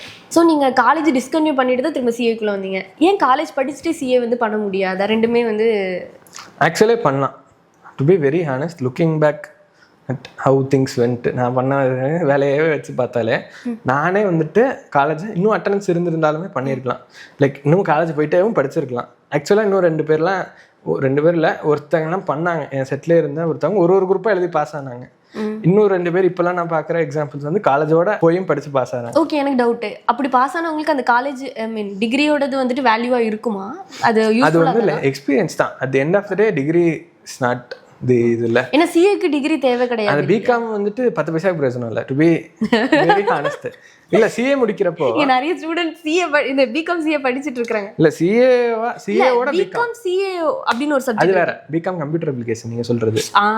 ஓகே சிஏவோட பிகாம் பண்ணும்போது ஓகே சிஏவா பிகாமாங்கிறப்ப சிஏ முடிச்சிருக்கிறப்போ பிகாம் ஒண்ணுமே பெருசா தெரியாது. அஃப்கோர்ஸ் நீங்க பிகாம் முடிச்சீங்கன்னா இந்த ஃபாரின் யூனிவர்சிட்டியில எதுவும் டிகிரி பண்ணணும் இல்ல ஹையர் ஸ்டடீஸ் மேல பண்ணணும்னா இந்த பிகாம் தான் உங்களுக்கு கதவே திறந்து விடும். லைக் நீங்க என்னதான் டஃபஸ்ட் கோர்ஸ் சிஏ பண்ணியிருந்தாலும் அந்த பிகாம் அதுக்கு தேவை. ஆனா நம்ம வெறும் சிஏ தான் பண்ண போறேன், நான் வெறும் சிஏ தான் பண்ண போறேங்கிறது கிளியரா இருந்தது. அப்போ எனக்கு பிகாம் வந்து பிரயோஜனம் இல்லை. ஆக்சுவலா என்னன்னா நமக்கு என்ன வேணுங்கிறதுல நமக்கு கிளியரா இருந்தோம் அப்படினா அதுக்கு என்ன வேணுமோ அது மட்டும். எங்க வீட்ல இந்த ஒரு வருஷமும் நான் வந்துட்டு பிகாம் போனது காரணம் எங்க வீட்ல சொன்னாங்க. ஓகே அப்படிங்கிற ஒரே காரணத்துக்கு தான் போனேன். ஒரு குரூப் பாஸ் ஆகிட்டேன்னு கழட்டி விட்டேன். ஏன்னா ஆர்டிகல்ஷிப் போகணும், அந்த இன்டர்ன்ஷிப் பீரியட் இருக்குல்ல, அது போகணுங்கிறதுனால ஃபர்ஸ்ட் என்ட்ரன்ஸ் வந்து கிளியர் பண்ணதுமே நீங்க இன்டர்ன்ஷிப் போக ஸ்டார்ட் பண்ணிருக்கீங்க. என்ட்ரன்ஸ், ஃபவுண்டேஷன், அதுக்கப்புறம் இன்டர்மீடியட். ஓகே இன்டர்மீடியட்ல காலேஜ் படிச்சிட்டு இருக்கும்போது இன்டர்மீடியட்ல ஒரு குரூப் கிளியர் பண்ணிட்டு டிஸ்கன்டினியூ பண்ணிட்டேன். Okay okay. ஓ சோ அப்ப அதுக்கு முன்னாடி எல்லாமே நீங்க கிளியர் பண்ணி, அதாவது என்ட்ரன்ஸ் கிளியர் பண்ணிட்டு. என்ட்ரன்ஸ் வந்து ஜூன் 17 நடந்துச்சு. ஓகே காலேஜ் ஆரம்பிச்சது ஜூலைல. ஸோ நான் ஜூன் 17 எழுதிட்டேன், ஜூலைல ரிசல்ட் நான் பாஸ் ஆயிட்டேன். அப்படியே காலேஜ் கண்டினியூ பண்ணேன். மே 2018 இன்டர்மீடியட் எக்ஸாமு. நான் 2 குரூப்ல ஒரு குரூப் தான் கொடுத்தேன். 2 குரூப் கொடுத்தேன், ஒரு குரூப் தான் பாஸ் ஆனேன், 2வது குரூப் போயிடுச்சு. ஓகே அதுக்கப்புறம் சிஏல மொத்தம் எத்தனை பேப்பர்ஸ்? ஃபவுண்டேஷன் இருக்கு, என்ட்ரன்ஸ் ஃபவுண்டேஷன்ல 4 பேப்பர், இன்டர்மீடியட்னு இருக்கு, அதுல 2 குரூப், குரூப் 1 குரூப் 2 இருக்கும். குரூப் 1 வந்து கொஞ்சம் ப்ராக்டிக்கல் இருக்கும். இப்போ ஆக்சுவலி 2த்துலயும் பேலன்ஸ் ஆயிடுச்சு. நான் எழுதின போது ஒரு குரூப்புக்கு 4 பேப்பர், இப்போ வந்து ஒரு குரூப்புக்கு 3 பேப்பர் தான். ஓகே இது முடிச்சதுக்கு அப்புறம் நம்ம ஒரு மேண்டேட்டரி, நான் எழுதின போது நான் படிச்சும்போது எனக்கு இப்போ டவுட், அந்த 4 பேப்பர் வந்து ஈஸியா, இப்போ 3 பேப்பர் ஈஸியா? ஆக்சுவலாக அப்படி கிடையாது. சொல்லணும்னா டைம் மட்டும்தான் மாறுமே தவிர பேப்பர் வைஸ் கஷ்டம். எவ்வளோ படித்தாலும் படிக்கலைன்னா ஃபெயில் தான். 3 பேப்பராக இருந்தாலும் 4 பேப்பராக இருந்தாலும். ஓகே முன்னாடி வந்துட்டு ஒரு 20 நாள் எக்ஸ்ட்ரா தேவைப்படும், இப்போ இந்த 20 நாள் இப்போ தேவை இல்லை. ஆனால் அதுக்கு தகுந்தாப்புல இப்போ 3 அட்டம்ப்டாக மாற்றிட்டாங்க. அதாவது அந்த பெனிஃபிட்டு செட் ஆஃப் ஆயிடுச்சு. அப்பயும் கஷ்டம் தான், சேம் லெவல் ஆஃப் டிஃபிகல்ட்டின்னு தான் நான் சொல்லுவேன். பாக்கி பேர்லாம் கொஞ்சம் ஈஸியாகிருச்சு அதெல்லாம் சொல்லுவாங்க. என்ன கேட்டிங்கன்னா நான் சொல்ல மாட்டேன். ஆக்சுவலாக அப்போ இருந்த கஷ்டம் தான் இப்பயும் இருக்குது. சிஏ பாஸ் ஆகிட்டாலே எத்தனை அட்டம்ப்ட்ல பாஸ் ஆனீங்க அப்படிங்கிறது வந்துட்டு ஒரு பெரிய கொஸ்டினாக எல்லாருமே கேட்பாங்க. நீங்கள் எத்தனை அட்டம்ப்ட்ல பாஸ் ஆனீங்க? கேட்கக்கூடாத கேள்வியெல்லாம் கேட்டுட்டு இருக்கேன். அந்த ஒரு ஜோக் வரும், பொண்ணுங்க கிட்ட வயசு கேட்கக்கூடாது, பசங்க கிட்ட இன்கம் கேட்கக்கூடாது, சிஏ ஸ்டூடெண்ட் எத்தனாவது அட்டம்ப்ட்னு கேட்கக்கூடாது அப்படிங்கிறப்பல நான் இன்டர்மீடியட் 2வது அட்டம்ப்ட், ஃபைனல் கொடுத்ததை வச்சு பார்த்தா 3 அட்டம்ப்ட், ஆன் பேப்பர் 4 தாண்டி இருக்கும். ஓகே அந்த அட்டம்ப்டோட ஜர்னிலாம், ஏன்னா நீங்க ஸ்கூல்ல நீங்க சொன்ன மாதிரி அவ்வளோ பிளான் பண்ணி படிச்சீங்க. ஸோ இந்த சிஏ ஜர்னில உங்களுக்கு எப்படி இருந்துச்சு? ஒன்று சொல்கிறேன், நான் சின்ன வயசுலேருந்து இந்த சிஏ நீங்கள் சொன்னீங்கல்ல, இந்த சிஏ பொறுத்த வரைக்கும் அந்த ஒரு கோல்டு மெடலிஸ்ட்டுங்கிற அப்பில் இருக்கிற கான்செப்ட்னா அந்த ஃபர்ஸ்ட் அட்டம்ப்ட்ல பாஸ் ஆகிட்டாங்க. சிஏனாலே ஃபர்ஸ்ட் அட்டம்ப்ட்ல பாஸ் ஆகிட்டா நீங்கள் கொஞ்சம் அறிவாளி அப்படிங்கிறது தான். ஸோ எனக்கு சின்ன வயசுலேருந்துமே சிஏ ஃபர்ஸ்ட் அட்டம்ப்ட்ல பாஸ் ஆகணும். எங்கள் வீட்டில் திருப்பி அந்த சின்ன வயசுல யோசிச்சு பாருங்க, ஒரு 10 வருஷமா சிஏ ஃபர்ஸ்ட் அட்டம்ப்ட்ல பாஸ் ஆகிறவன் தான் எப்படி சொல்கிறது, கொஞ்சம் அறிவாளி, ஆர் ஹேஸ் அக்கம்ப்ளிஷ் சம்திங் அப்படிங்கிற அந்த இது மைண்டில் எஸ்டாப்ளிஷ் ஆகிட்டே இருந்துச்சு. ஸோ நானும் வந்துட்டு எழுதும் போது என் அகாடமிலேயே நாங்கள் திருச்சியில் படுத்தும் போது நீ ரேங்க் வாங்கலாம் அப்படின்லாம், ரேங்க்னா ஆல் இண்டியா லெவலில் அந்த டாப் 50 ஸ்டூடெண்ட்ஸ், ஓகே டாப் 50 மார்க்ஸுக்கு மட்டும் தனி ரேங்க் தருவாங்க, நீ அந்த ரேங்கே வாங்கலாம் அப்படின்லாம் உசுப்பேற்றிட்டு இருந்தாங்கன்னு சொல்ல மாட்டேன். ஆனால் ஆக்சுவலாக என்னால் முடிஞ்சிருக்கும், பொட்டன்ஷியல் இருந்துச்சு, டிசிப்ளின் இல்லாமல் தான் இருந்துச்சு. நானும் அந்த ரேங்க்குக்கு தான் ஃபஸ்ட்டு யோசிச்சிருந்தேன். பட் ரேங்க்கு ஃபஸ்ட்டு வந்து அத்தியாவசியம், ஃபஸ்ட் அட்டம்ப்ட் நெசசரி அப்படிங்கிறப்பல வச்சு படிச்சுட்டு இருந்தேன். பட் அடுத்த இதில் அந்த எக்ஸாமில் நடந்தது என்ன அப்படின்னா, ஃபர்ஸ்ட் அட்டம்ப்ட்ல அந்த செகண்ட் குரூப் மட்டும் எனக்கு 20 மார்க்கில் போயிடுச்சு. நான் 2 குரூப்பும் எழுதியிருந்தேன். ஸோ ஃபஸ்ட் குரூப் பாஸு, என் ஃப்ரெண்ட்ஸ்லாம் வந்து 2 குரூப்புமே ஃபெயிலு. நான் அவங்களாம் அதுக்கே வந்துட்டு அவ்வளோலாம் அழுவலை. நான் ஒரு குரூப் ஃபெயில் ஆகிட்டு சோகமாக இருந்தேன். ஏன்னா அந்த வாழ்க்கை பூரா அந்த ஃபர்ஸ்ட் அட்டம்ப்ட்ல பாஸ் ஆகணும், ஃபர்ஸ்ட் அட்டம்ப்ட் சிஏங்கிறப்பல அந்த ஒரு அட்டாச்மெண்ட் உருவாகிருச்சு. அது இதுக்கப்புறம் அது பண்ண முடியாது. Like you cannot go back even if you pass CA right no அப்படின்னாலுமே, நீ சூப்பராக 100க்கு 100 வாங்கினாலுமே அந்த ஃபர்ஸ்ட் அட்டம்ப்ட் டேக் நமக்கு கிடையாது அப்படிங்கிற இது வந்தோடனே அது பயங்கர ஹார்ட் பிரேக்கிங். ஏன்னா அது 10 வருஷமா அது அட்டாச்சாக இருந்துச்சுல அந்த ஒரு டேக். எனக்கு இன்னொரு டவுட், இப்போ ஃபர்ஸ்ட் அட்டம்ப்ட்ல சிஏ பாஸ் ஆனால் மட்டும்தான் உண்மையிலுமே உங்களோட பாயிண்ட் ஆஃப் வியூல சொல்லுங்க, நல்ல நாலேஜான சிஏ அப்படிங்கிற ஒரு நாலேஜ் வைஸ் அப்படிலாம் ஒன்றும் கிடையாது, ஆப்பர்ச்சுனிட்டி வைஸ் இருக்கு.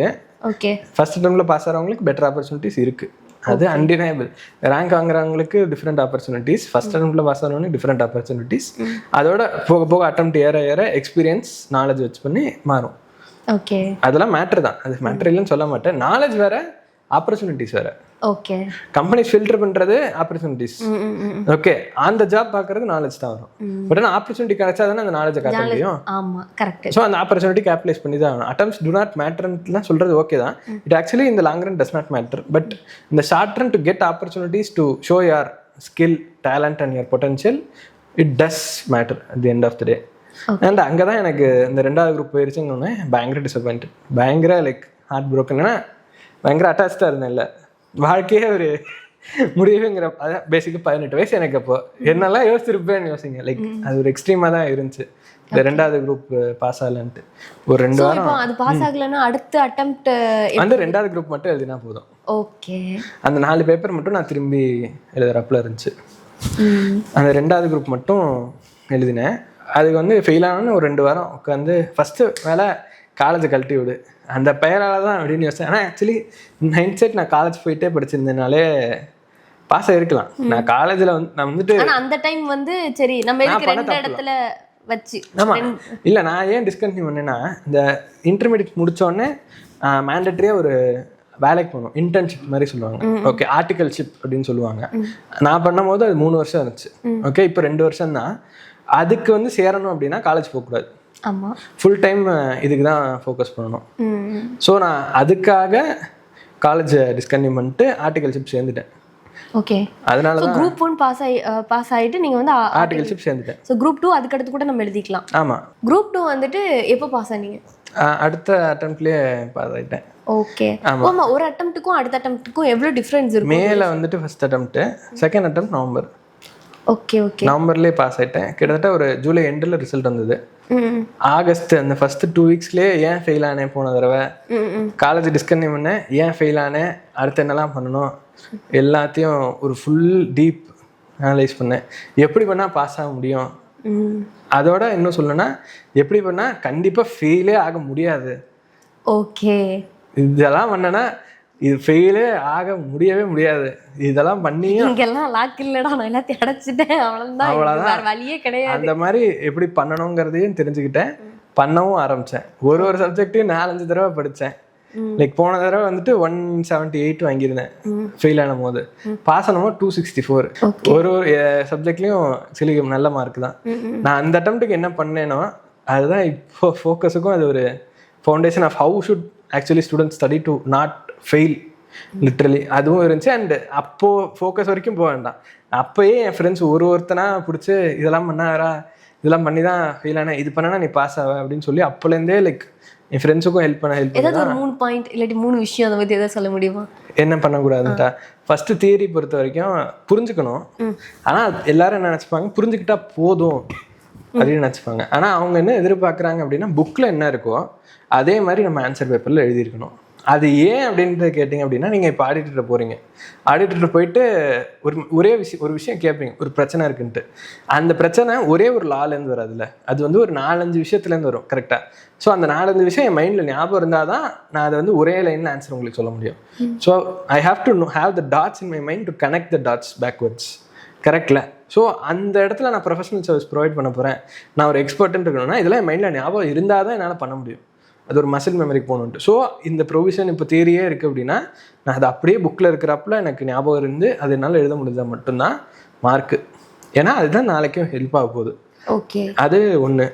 அப்புறம் சம் பேப்பர் பொறுத்த வரைக்கும் இது எல்லாரும் பண்ணுவாங்க. முக்கியமாக நான் பண்ணது ரொம்ப பெரிய தப்புனா இதுதான், போட்டே பார்க்கறது இல்லை. லைக் பார்த்துட்டு போயிடுவோம், இதுதானே இதுதானேன்ட்டு. இன்னொரு சில பேர் என்ன பண்ணுவாங்கன்னா பார்த்துட்டு போடுவாங்க. அதுவும் ஒர்க் ஆகாது. சம்ஸ் போடுறதா இருந்தால் எக்ஸாமில் எப்படி போடுவோமோ அதே மாதிரி நோட்டில் போடணும். அண்ட் பார்க்காம போடணும் ஆன்சர் எல்லாத்தையும். இந்த தப்பெல்லாம் பண்ணேன். இன்னும் 3வது ஒன்று சொல்லணும்னா, டெஸ்ட் எழுதணும். ஒரு டெஸ்ட் ஆச்சு பர் சப்ஜெக்ட் எழுதணும். ஆனால் டெஸ்ட் எழுதினாலே பாஸ் ஆகிருமானா கண்டிப்பாக இல்லை. டெஸ்ட் வந்துட்டு வெறும் ஒரு கான்ஃபிடன்ஸ் கொடுக்கறதுக்கு, இல்லை அப்படின்னா படிக்கலாங்கிறத காமிச்சு கொடுக்குறது ரியாலிட்டி. ஒரு டெஸ்ட்டு மேலே போகிறது வந்து அத்தியாவசியம், ஒரு டெஸ்ட் வந்து நெசரி. இதெல்லாம் அந்த அட்டம்ப்ட்டுக்கு பண்ணேன். நான் அந்த போட்டு பார்க்கறது என்ன பண்ணேன்னா, ஒரு 4-5 தடவை போட்டு பார்த்தேன். 4-5 தடவை போட்டு ஒரு சப்ஜெக்டில் 81. அதெல்லாம் கொஞ்சம் கஷ்டம். இப்போயுமே கொஞ்சம் கான்ஃபிடன்ஸ் கொடுக்குறது எனக்கு இன் ஜென்ரல் இன் ப்ரிப்பரேஷன்னா அது அட்வான்ஸ்ட் அக்கௌண்ட்ஸில் அந்த ஒரு 81 வந்தது. இன்னொரு சப்ஜெக்டில் எஃப்எம் 60 மார்க் இருக்கும், அதுக்கு நான் ஒரு ஈஸியாக 55 வாங்கியிருப்பேன். அந்த சப்ஜெக்ட்லேயே 69 தான். அதில் 2 பேப்பர் இருக்கும், அந்த 2 பேப்பரில் ஒரு பேப்பர் நான் திறக்கவே இல்லை. இந்த ஒரு பேப்பரை வச்சு மட்டுமே தாண்டிடுவேங்கிற ஒரு கான்ஃபிடன்ஸ் வந்துச்சு. ஏன்னா நான் அது போர் அடிக்கும் போதெல்லாம் அந்த பேப்பர் எடுத்து போட்டுக்கிட்டு இருந்தேன். ஒரு 5-6 தடவை அசால்ட்டாக போயிருக்கும். ஸோ அதனால் அந்த பேப்பரில் மார்க் ஜாஸ்தி ஆச்சு. ஆடிட்டிங்கில் எக்ஸாம்ஷன் வாங்கியிருந்தேன்.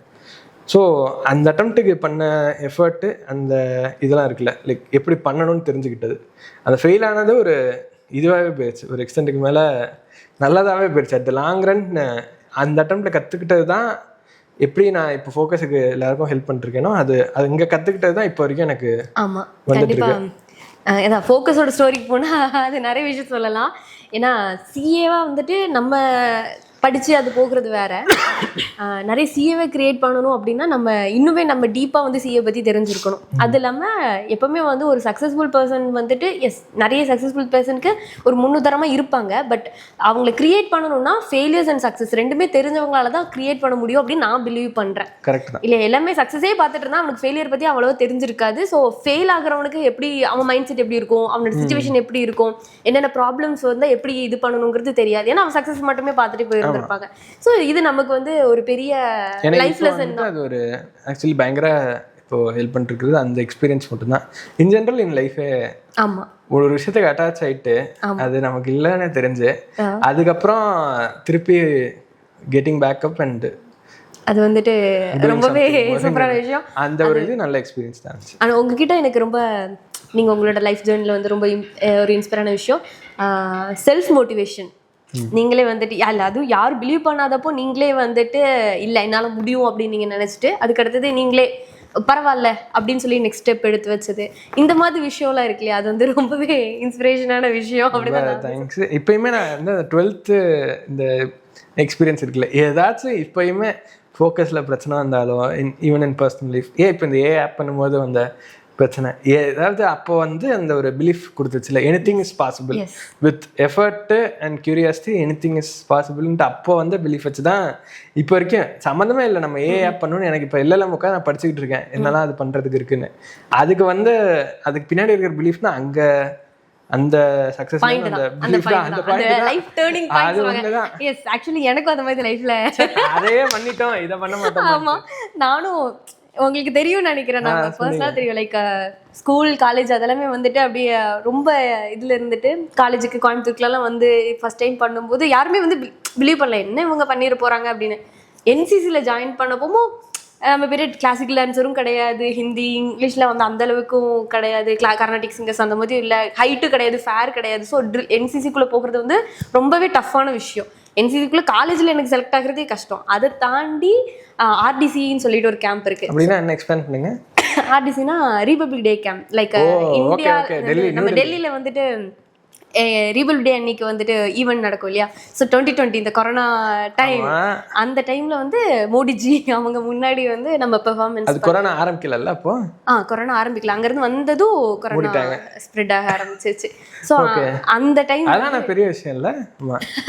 லைக் அது வந்து பெரிய விஷயமா என்னங்கிறது எனக்கு தெரியல. பட் அந்த ஜேர்னில நான் கத்துக்கிட்ட விஷயம் வந்து ரொம்ப ரொம்ப பெரிய விஷயம். அது லைஃப்ல எனக்கு எங்கே வேற எதுல கிடைக்காது. அது அந்த டைம் பீயிங்ல நான் காலேஜுக்கு நார்மலாக போயிட்டு வந்திருந்தா எனக்கு இவ்வளோ கிடைச்சிருக்குமான்னு தெரியல. கிளாஸ்லேயே இருக்க மாட்டேன், ஃபுல்லாக என்சிசி. அவ்வளோ பார்ஷாலிட்டி, அதாவது ஃபீல்டில் ரியாலிட்டி என்ன இருக்கு, பார்ஷாலிட்டினா என்ன, சீனியர் ஜூனியர் கூட அந்த விஷயம், ஹையர் ரேங்க் இருக்கிறவங்க நம்மளை எப்படி ட்ரீட் பண்ணுவாங்க, அங்கே அவங்கள பிரேக் பண்ணி நம்மளோட டேலண்ட் எப்படி காட்டணும், நிறைய ஃபெயிலியர்ஸ், அதை தாண்டி நம்ம ஒரு சக்ஸஸ் வந்து நிற்கிறோம் இல்லையா. அந்த டைம் வந்து அல்டிமேட்டு. அப்புறம் நான் சக்ஸஸ் வந்த பிறகு இவ்வளவு தானா, நெக்ஸ்ட் நம்ம என்ன பண்ண போறோம் அப்படிங்கிற அந்த அறியாமலே நீ ஒன்று இதில் பண்ணியிருக்க. ஏன்னா நீ இப்போ இந்த ஸ்டார்ட் அப் ஜர்னி இப்போ ஆரம்பிச்சிருக்கிறது இப்போ இல்லை, எனக்கு ஞாபகம் இருக்கு 2023 தீபாவும் 2025 தீபாவும் கம்ப்ளீட்லி டிஃப்ரெண்ட். ஆனால் நீ சொன்ன மாதிரி தான் எனக்கு எப்படி எங்கள் 12th அந்த எக்ஸ்பீரியன்ஸ் தான் இப்போ என்னோட ஃபியூவல் மாதிரி. ஃபார் எனிதிங் இஸ் பாசிபிள், என்ன முடியுங்கிற அந்த ஒரு செல்ஃப் பிலீவ் வந்திருக்கும் உனக்கு. அந்த என்சிசி இங்க ரிஃப்ளெக்ட் ஆயிருக்கு. அதுக்கு நான் வாட்ச் பண்ணுவேன் உனக்கு ஆக்சுவலி அது ஆகுது அப்படிங்கிறதுக்கு. பயங்கரமான டிரான்ஸ்ஃபர்மேஷன் இன் ஸ்டார்ட் அப் கூட. என்னமோ சரி, ஓகே, நம்ம பேக் டு ஃபோக்கஸ்க்குள்ள வரலாம். ஓகே. அதுக்கு அடுத்தது சரி ஓகே நீ வந்துட்டு பாஸ் ஆயிட்டீங்க. ஆமா. அடுத்து என்ன நடந்துச்சு? அதுக்கப்புறம் ஆர்டிகல்ஷிப் நான் ஃபுல்லா போக ஆரம்பிச்சேன். ஓகே, அந்த இதுலேருந்து நான் வந்துட்டு பண்ணது வந்து எங்கள் அப்பாவோட ஃபேமில் தான் நான் பண்ணேன். ஓகே, அந்த சிஏ ஃபேமில் தான். அங்கே பண்ணது வந்துட்டு எப்படின்னா, இருக்கிறதுலே கஷ்டமான கேஸு, இருக்கிறதுலே டார்ச்சர் பண்ணுற கேஸு, எதெல்லாம் ஓவர் டைம் உட்காரணும். நானே சில நேரம் வாண்டடாக போவேன். ப்ளஸ் அவங்களே வந்துட்டு இப்போ தான் ஒன்று அவசரமாக போகணும், ஒன்றும் இல்லை, ஒரு கேஸுக்கு வந்து நான் ஒரு ஆடிட்டு ஒரு விஷயத்துக்கு வந்துட்டு 4 மணிக்கு என்னை எழுப்பி விட்டு கரூர் போனாங்க, திருச்சியில் 4 மணிக்கு. இதே வேற யாரையுமே பண்ண முடியாது. ஆஃபீஸில் வேற யாராச்சும் பண்ணாங்கன்னா கம்ப்ளீட் பண்ணிடுவாங்க. நான் இப்போ என்ன நினைச்சேன்னா, அப்பாவோடதுலேயே பண்ணதுனால உனக்கு நல்ல ஃப்ளெக்சிபிளாகவும் அப்படி இருந்திருப்பீங்க அப்படின்னு நான் நினைச்சாங்க. எங்க அந்த தேல் பத்ரி சிங் இவனை தான் அனுப்பணும், என்ன கேள்வி கேட்ப, யார்கிட்ட கம்ப்ளைண்ட் பண்ணுவேன் அப்படிங்கிறப்பல அது போட்டு புளிஞ்சு எடுத்து வெளில இருக்கிறவங்களாம் சொல்லுவான் நீ அங்கேயே பண்ணிட்டு ஜாலியாக இருக்கும் அப்படின்ட்டு. ஆனால் ஆக்சுவலாக வந்துட்டு நான் ஜாலியாக இருக்கணும்னு பண்ணல, அங்கே ஜாலியாகவும் இல்லை. ஃபஸ்ட் திங் அங்கே போட்டு புளின்னு தான் புளிஞ்சாங்க. ஃபுல்லாகவே ஓவர் டைம் தான் போகிறாப்புல. நான் மோஸ்ட் டேஸ் எனக்கு ஆவரேஜ் டைம் கிளம்புறது 9 மணி ராத்திரிக்கு தான் கிளம்புவேன். அது எனக்கும் பிடிச்சிருந்துச்சு. நானும் ஒரு ஒர்க்கஹாலிக்காக தான் இருந்தேன். ஏன்னா அந்த வேலை கற்றுக்கிறோன்னு இருக்குல்ல, இவ்வளோ வருஷமாக படித்ததை இன்ட்ரெஸ்டிங்காக இருக்கும், பயங்கர இன்ட்ரெஸ்டிங். யோசிப்பாரு, எனக்கு அப்போ வந்து 19 வயசு பையன் ரைட்டா. நான் போய் ஒரு கிளைண்ட்டையும் பிடிச்சி கேள்வி கேட்டுட்டு இருப்பேன். அது கிளைண்டோட வயசு வந்து 40-50 வருஷம் இருக்கும். அவன் ஒரு 20 கோடி 40 கோடி மினிமம் பார்த்துட்டு இருப்பான். அந்த கம்பெனியோட ஓனரை போய் 19 வயசு போய் வந்துட்டு ஏன் இதை பண்ணீங்க, இந்த செலவு எனக்கு வந்துச்சு அப்படின்னு உட்காந்து கேட்டுட்டு இருப்பேன். அதெல்லாம் எனக்கு பயங்கர லேர்னிங். அப்போலாம் அங்கேருந்து தான் ஃபுல்லாக போனேன். அப்புறம் வந்துட்டு ஒரு 2019 எண்டில் சென்னைக்கு போனேன். சென்னையில் ஆஃபீஸ் இருந்துச்சு. அப்போது அங்கே இருக்கிற பார்ட்னர் கீழே ஒரு கிளாஸ் போனோம். பேசிக்லி சிஏ ஃபைனல் கிளாஸுக்கு போனோம். அதுக்காக சென்னைக்கு போய் அங்கே ஒர்க் பண்ண ஆரம்பித்தேன். அப்படிதான் போயிட்டு இருந்துச்சு. ஓகே. ஸோ ஒரு சிஏக்கு வந்து இந்த இன்டர்ன்ஷிப் பீரியட் இருக்குல்ல, அந்த விஷயம் அந்த டைம் பீயிங் வந்து எப்படி இருக்கும், என்ன மாதிரி விஷயங்கள்லாம் நீங்கள் வந்து தெரிஞ்சுக்கிறீங்க, அது எவ்வளோ இம்பார்ட்டன்ஸும் கூட? அது இன்னும் சிம்பிளாக சொல்லணும்னா, அந்த அங்கே கிடைக்கிற எக்ஸ்போசர் தான் யார் பர்ஸ்பெக்டிவ் ஆஃப் லைஃபே வந்துட்டு, அட்லீஸ்ட் மை பர்ஸ்பெக்டிவ் ஆஃப் லைஃபே வந்துட்டு அந்த 2 இயர்ஸில் தான் சேஞ்ச் ஆச்சு. ஓகே. அந்த நம்ம என்னெல்லாம் படிச்சிருப்போம்ல, இப்படி பண்ணணும் இப்படி தான் இருக்கணும் அப்படின்ட்டு, அங்கே ரியாலிட்டியில் பார்க்கும்போது அது எப்படி அப்ளை ஆகுது. அண்ட் மோஸ்ட் இது இப்போ ஒன்றும் இல்லை, ஒரு HUFன்னு சொல்லுவாங்க, இண்டோ அன்டிவைடட் ஃபேமிலின்ட்டு. அதெல்லாம் வந்து எங்கேயுமே நம்ம எப்படி ஃபார்ம் பண்ணணும்னு படிச்சிருக்கவே மாட்டோம். ஓகே, அதெல்லாம் வந்துட்டு ப்ராக்டிக்கலாக போகும்போது தான் மோஸ்ட் திங்ஸ் வந்து தெரிய வரும். அண்ட் நிறைய விஷயம் வந்துட்டு புதுசாக வரும். இப்போ கஸ்டம்ஸ்க்கே ஏதாச்சும் ஒரு ஃபார்ம் ஃபில் பண்ணணும், அதெல்லாம் நீங்கள் எங்கேயுமே எப்படி பண்ணுறது அதுக்கெல்லாம் படிச்சுட்டு வந்திருக்க மாட்டீங்க. இந்த சிஏ படித்த ஜேர்னி வந்துட்டு உங்களை எப்படி பண்ணணும்னு வந்துட்டு கற்றுக்கிறதுக்கு மைண்ட் ரெடி பண்ணிடும். ஸோ ஃபர்ஸ்ட்லேருந்தே இருந்தாலும் செல்ஃப் லேர்ன் பண்ணி ஒரு விஷயத்த பண்ணிக்கலாம். ஸோ எதாவது படிக்காததெல்லாம் தான் நான் மோஸ்ட்லி வேலையை பார்த்தேன். ஃபைனல் போர்ஷன் மாதிரி இருக்கிறது அந்த மாதிரி எனக்கு பர்ஸ்பெக்டிவ் சேஞ்ச் ஆனது தான் ஜாஸ்தி. அண்ட் அந்த பர்ஸ்பெக்டிவ் இம்ப்ரூவ் பண்ணி அந்த ஒரு maturity in terms of work எப்படி பண்ணணும், எப்படி டீமோட ஒர்க் பண்ணணும், எப்படி கிளைண்ட்டிட்ட கம்யூனிகேட் பண்ணணும், எப்படி பண்ணக்கூடாது, எப்படி ஒர்க் பண்ணணும், எப்படி பவுண்ட்ரி செட் பண்ணணும், இது எல்லாமே எனக்கு அங்கேருந்து கற்றுக்கிட்டது தான். அஃப்கோர்ஸ் டெக்னிக்கல் இதை வந்துட்டு உங்களுக்கே தெரியும், கண்டிப்பாக கற்றுக்க தான் போகிறீங்க. ஆனால் அதையும் தாண்டி இந்த குட்டி குட்டி விஷயம்லாம் it will go long way. Okay. சென்னையில் உள்ள இன்டர்ன்ஷிப் பீரியட் உங்களுக்கு எப்படி இருந்துச்சு? ரொம்ப ட்ராவல் ஜாஸ்தி. இங்கே 2 கிலோமீட்டர் தான் இருக்கும். அங்கே வந்துட்டு 10 கிலோமீட்டர் கிட்ட தான், இங்கே தான் இருக்குவா அப்படிம்பாங்க. 10 கிலோமீட்டர்டானா 10 கிலோமீட்டர் தான் அப்படிம்பாங்க. டேய் 10 கிலோமீட்டர்டா அப்படிங்கிறப்பல நான் வந்து காலைல ஒரு 5:30 மணிக்கு எந்திரிக்கணும். எந்திரிச்சு எனக்கு 6:30 கிளாஸு. ஓகே. குளிச்சு நீங்கள் காலேஜ் அங்கே இன்டர்ன்ஷிப் பண்ணும்போது கிளாஸ்க்கு போயிட்டு இருந்தீங்க? ஆமாம், சிஏ ஃபைனல் கிளாஸும் இருந்துச்சு. ஓகே, 5:30 மணிக்கு எழுந்திரிச்சு 6:30 மணி கிளாஸுக்கு பஸ் பிடிச்சி போகணும். 6:10 ஒரு பஸ் வரும் எங்கள் வீட்டுக்கிட்ட. அதில் ஏறினா 6:20 போயிடும். அங்கேருந்து உள்ளே நடக்கணும் ஒரு 10 நிமிஷம். ஓகே. 6:30 போகணும். அது வந்து ஒரு 9 மணிக்கு முடியும். எனக்கு வந்து 10 மணிக்கு கிளைண்ட் பிளேஸில் இருக்கணும், இல்லை ஆஃபீஸில் இருக்கணும். 9:30 சாப்பிட்டு மெட்ரோ எடுப்பேன், இல்லை பஸ் எடுப்பேன், இல்லை ரேப்பிடோ, அப்போ வந்து ஆட்டோ உண்டு. ஓகே, அது மாதிரி ஏதாவது ஒன்று போட்டு ஆஃபீஸ் போகணும். முடிச்சுட்டு 5:30 கிளம்பி 6:30 class. Oh, morning and evening 2 நேரம்? 2 இருந்துச்சு. ஓகே. வாரத்துக்கு 2 நாள் சாயங்காலம் லீவு, காலையில் டெய்லி இருந்துச்சு. அது போயிட்டு இருந்தேன். சாட்டர்டே எங்களுக்கு ஆஃபீஸ் உண்டு. கிளாஸ் வந்து சாட்டர்டே சண்டே ஃபுல்லாக வச்சு நோத்துவாங்க. ஓகே. ஸோ அதெல்லாம் வச்சு ஒரு 6 மாதம் அது ரொம்ப டயரிங்காக தான் இருந்துச்சு. அந்த கிளாஸ் எக்ஸ்பீரியன்ஸ் கிளாஸ் வந்துட்டு ஏன்னா இது வரைக்கும் நீங்கள் வந்து ஜஸ்ட் ஒன்று படிச்சுட்டு மட்டும் இருந்தீங்க, எக்ஸாம் எழுதுனீங்க. இப்போது ஜாப் லைக் எப்படி சொன்னது, நீங்கள் காலேஜ் படிச்சுக்கிட்டே சிஏ படிக்கிறதுக்கு வேண்டாம், எதுக்கு நம்ம சிஏ மட்டுமே ஃபோக்கஸ் பண்ணலாம்னு சொல்லிட்டு நீங்கள் மூவ் ஆனீங்க. இப்போது சிஏ படிக்கணும், சேம் டைம் இன்டர்ன்ஷிப் ஒர்க்கும் பண்ணணும் அப்படிங்கிறதுல எப்படி இருந்தது? பயங்கர டார்ச்சராக தான் இருந்துச்சு உண்மையை சொல்லணும்னா. அது ஒரே நேரத்தில் 2 வேலை பண்ணுறதுங்கிறது இப்போ நான் அதுக்கு ஃபர்ஸ்ட் ப்ரையாரிட்டி கொடுக்குறதா இதுக்கு ஃபர்ஸ்ட். பட் எல்லா சிஓவும் இது ஃபேஸ் பண்ணி தான் எல்லாருமே பண்ணி தான் வந்தோம். அது பண்ணாமல் நான் எக்ஸாம் இது முடிச்சுட்டு படிக்கிறதுன்னு ஆரம்பித்தேன் அப்படின்னா படிக்கவே முடியாது ஃபர்ஸ்ட் திங். அது பயங்கர டார்ச்சர். ஓகே. ஆனால் அதெல்லாமும் என்டிஆர் பண்ணி தான் வந்தேன். ஏன்னா இப்போ வந்துட்டு நான் அப்போ பண்ணது தான் இப்போ பண்ண வரேன். இப்போ ஏஐக்கெலாம் நான் வந்துட்டு ராத்திரி போய் இப்போ படிக்கணும். அதுக்கு படித்தா தான் நாளைக்கு நம்ம வந்து டெவலப்பர் டீம் எப்படி இருக்கும்ல, அதுக்கு ஏதாச்சும் சொல்லணும்னா நமக்கு ஏதாவது தெரியணும். இது இன்னும் இந்த இதில் பெட்டர் ஆகணும் அப்படின்னா நமக்கு ஸ்டில் நீங்கள் படிச்சுட்டு தான் இருக்கீங்க. வேற வழியே இல்லை. இப்போ கிளாஸ் எடுக்கிறோம் இல்லை ஒரு செஷன் எடுக்கணும்னா அதுக்கு நான் படிச்சே தான் ஆகணும். ஸோ அப்போ அந்த ப்ராக்டிஸ் தான். இப்போ நான் ஒரு வேலை மட்டும் தான் பண்ணுவேன் அப்படிங்கிறப்போ அந்த இதுவே இருக்காது. ஆமா, அதுவும் நம்ம ஆண்டர்பிரினர் லைஃப்ல வந்துட்டு அது கிடையவே கிடையாது. அதே மாதிரி தான் சிஏக்கும் அதே மாதிரி தான் பொருந்தும். அந்த இதில் படிக்கிறப்ப எனக்கு சிம்பிளாக ஒன்று என்னன்னா, நான் சென்னைக்கு போனேன். இது வரைக்கும் நான் வந்து திருச்சியிலேயே தான் படித்தேன். ஓகே, திருச்சியில் 30 பேர் இருப்பான். அதில் வந்துட்டு அந்த கிளாஸ் டாப்பர் இல்லை ஒரு கொஞ்சம் அந்த படிப்பை அந்த ஒரு பிரைட் ஸ்டூடெண்ட் அப்படின்னு நான் தான் இருந்தேன். எந்த டவுட்டு கேட்டாலும் நான் தான் ஆன்சர் பண்ணிட்டு இருந்தேன். அந்த ஒரு ஓவர் துருத்துருன்னு இருக்கிறப்பல அந்த ஒரு கான்ஃபிடன்ஸ் கொடுக்கும். கிளாஸ் அட்டன் பண்ணி டவுட் சொன்னாலே ஒரு கான்ஃபிடன்ஸ் கொடுத்துரும். ஆனால் இந்த சென்னைக்கு போனோடனே என்ன ஆச்சு அப்படின்னா, கிளாஸுக்கு 500 பேர், 500லாம் கம்மி. சில கிளாஸில் 700 பேர் இருப்பான். சில சப்ஜெக்ட்டுக்கு ஏதாச்சும் ஒரு கேள்வி கேட்பாங்க. நான் வந்துட்டு அந்த கேள்வி என்னன்னு படித்து முடிக்கிறதுக்குள்ள ஒருத்தர் ஆன்சர் பண்ணிடுவான். அந்த அளவுக்கு ஷார்ப்பா, அந்த அளவுக்கு கன்னு மாதிரி இருப்பாங்க. வரவெல்லாம் வந்து டாப் 0.1% ஆஃப் இந்தியாவில் ஒரு கொஞ்சம் இருப்பாங்க. சில பேர்லாம் பக்கத்தில் உட்காந்துருக்கிறவன் தான் நாளைக்கு ஆல் இண்டியா ரேங்க் வாங்குவாங்கிறதே உனக்கு தெரியாதுங்கிற மாதிரி எனக்கு இருந்திருக்கு. அந்த மாதிரிலாம் இருப்பாங்க. ஸோ ஆனால் அவங்களாம் பார்க்கும்போது கொஞ்சம் இன்டிமிடேட்டிங்காக தான் இருக்கும். ஃபஸ்ட்டு எனக்கு எப்படி சொல்கிறது, நம்ம என்னெல்லாம் பண்ணிட்டுருக்கோம், நம்ம பண்ணுறதுலாம் வந்துட்டு ஒன்றுமே இல்லை, அவங்க படிக்கிறாங்க பாரு, அந்த ஒரு இது கொடுத்துச்சு. ஆனால் ஃபஸ்ட்டு ஃபியூ டேஸ் நான் பயமாக தான் இருந்துச்சு. ஏன்னா இப்படி பயங்கரமாக ஆன்சர் பண்ணுறாங்க, நம்ம ஒன்றுமே வரலையே, எப்படி இதை தாண்டுவோங்கிறப்பல நான் போக போக அதுவே பழகிடுச்சுங்கிறப்பல விட்டு போக போக கொஞ்சம் கொஞ்சமாக நம்மளே படிச்சுக்கிறப்பல ஆயிடுச்சு. அப்படிதான் போச்சு அது. ஸோ இப்போ இந்த சிஏ ஜேர்னி நல்லா தான் போயிட்டு இருக்கு. இப்போ அடுத்த அந்த எக்ஸாமும் கிளியர் பண்ணியிருப்பீங்க இல்லையா? அந்த எக்ஸாம் லைக் அந்த இப்போ படிச்சுட்டு இருந்தீங்களா, இன்டர்ன்ஷிப் முடிஞ்சாச்சு, திரும்ப ஃபைனல், அது ஒரு தனி கதை. இதுக்கு நடுவுலேயே ஒரு ஃபுல் கதை. இதுக்கு நடுவில் ஒரு சப்ளாட் ஒன்று சப்ளாட். ஏன்னா இது வரைக்கும் நல்ல சிஏக்கான ஒரு நல்ல ஒரு ஃப்ளோவில் தான் போயிட்டு இருக்கு. ஆமாம், இல்லை இதுக்கு நடுவில் என்ன ஆச்சு அப்படின்னு சொல்லணும்னா, நான் வந்துட்டு சின்ன வயசுலேருந்து என்ன பண்ணணும்னு யோசிச்சிருந்தேன்னா, எங்கள் தாத்தா மாதிரி எங்கள் அப்பா மாதிரி ஒரு சிஎஃப்எம்ல ப்ராக்டிஸ் பண்ணணும். நம்ம வந்து ஒரு number 1 India's number 1 practising CFM அந்த மாதிரி ஒரு ஐடியாவோட தான் நான் ஃபுல்லாகவே, அதுதான் என்னோட ஆம்பிஷனாட்டம் இருந்துச்சு.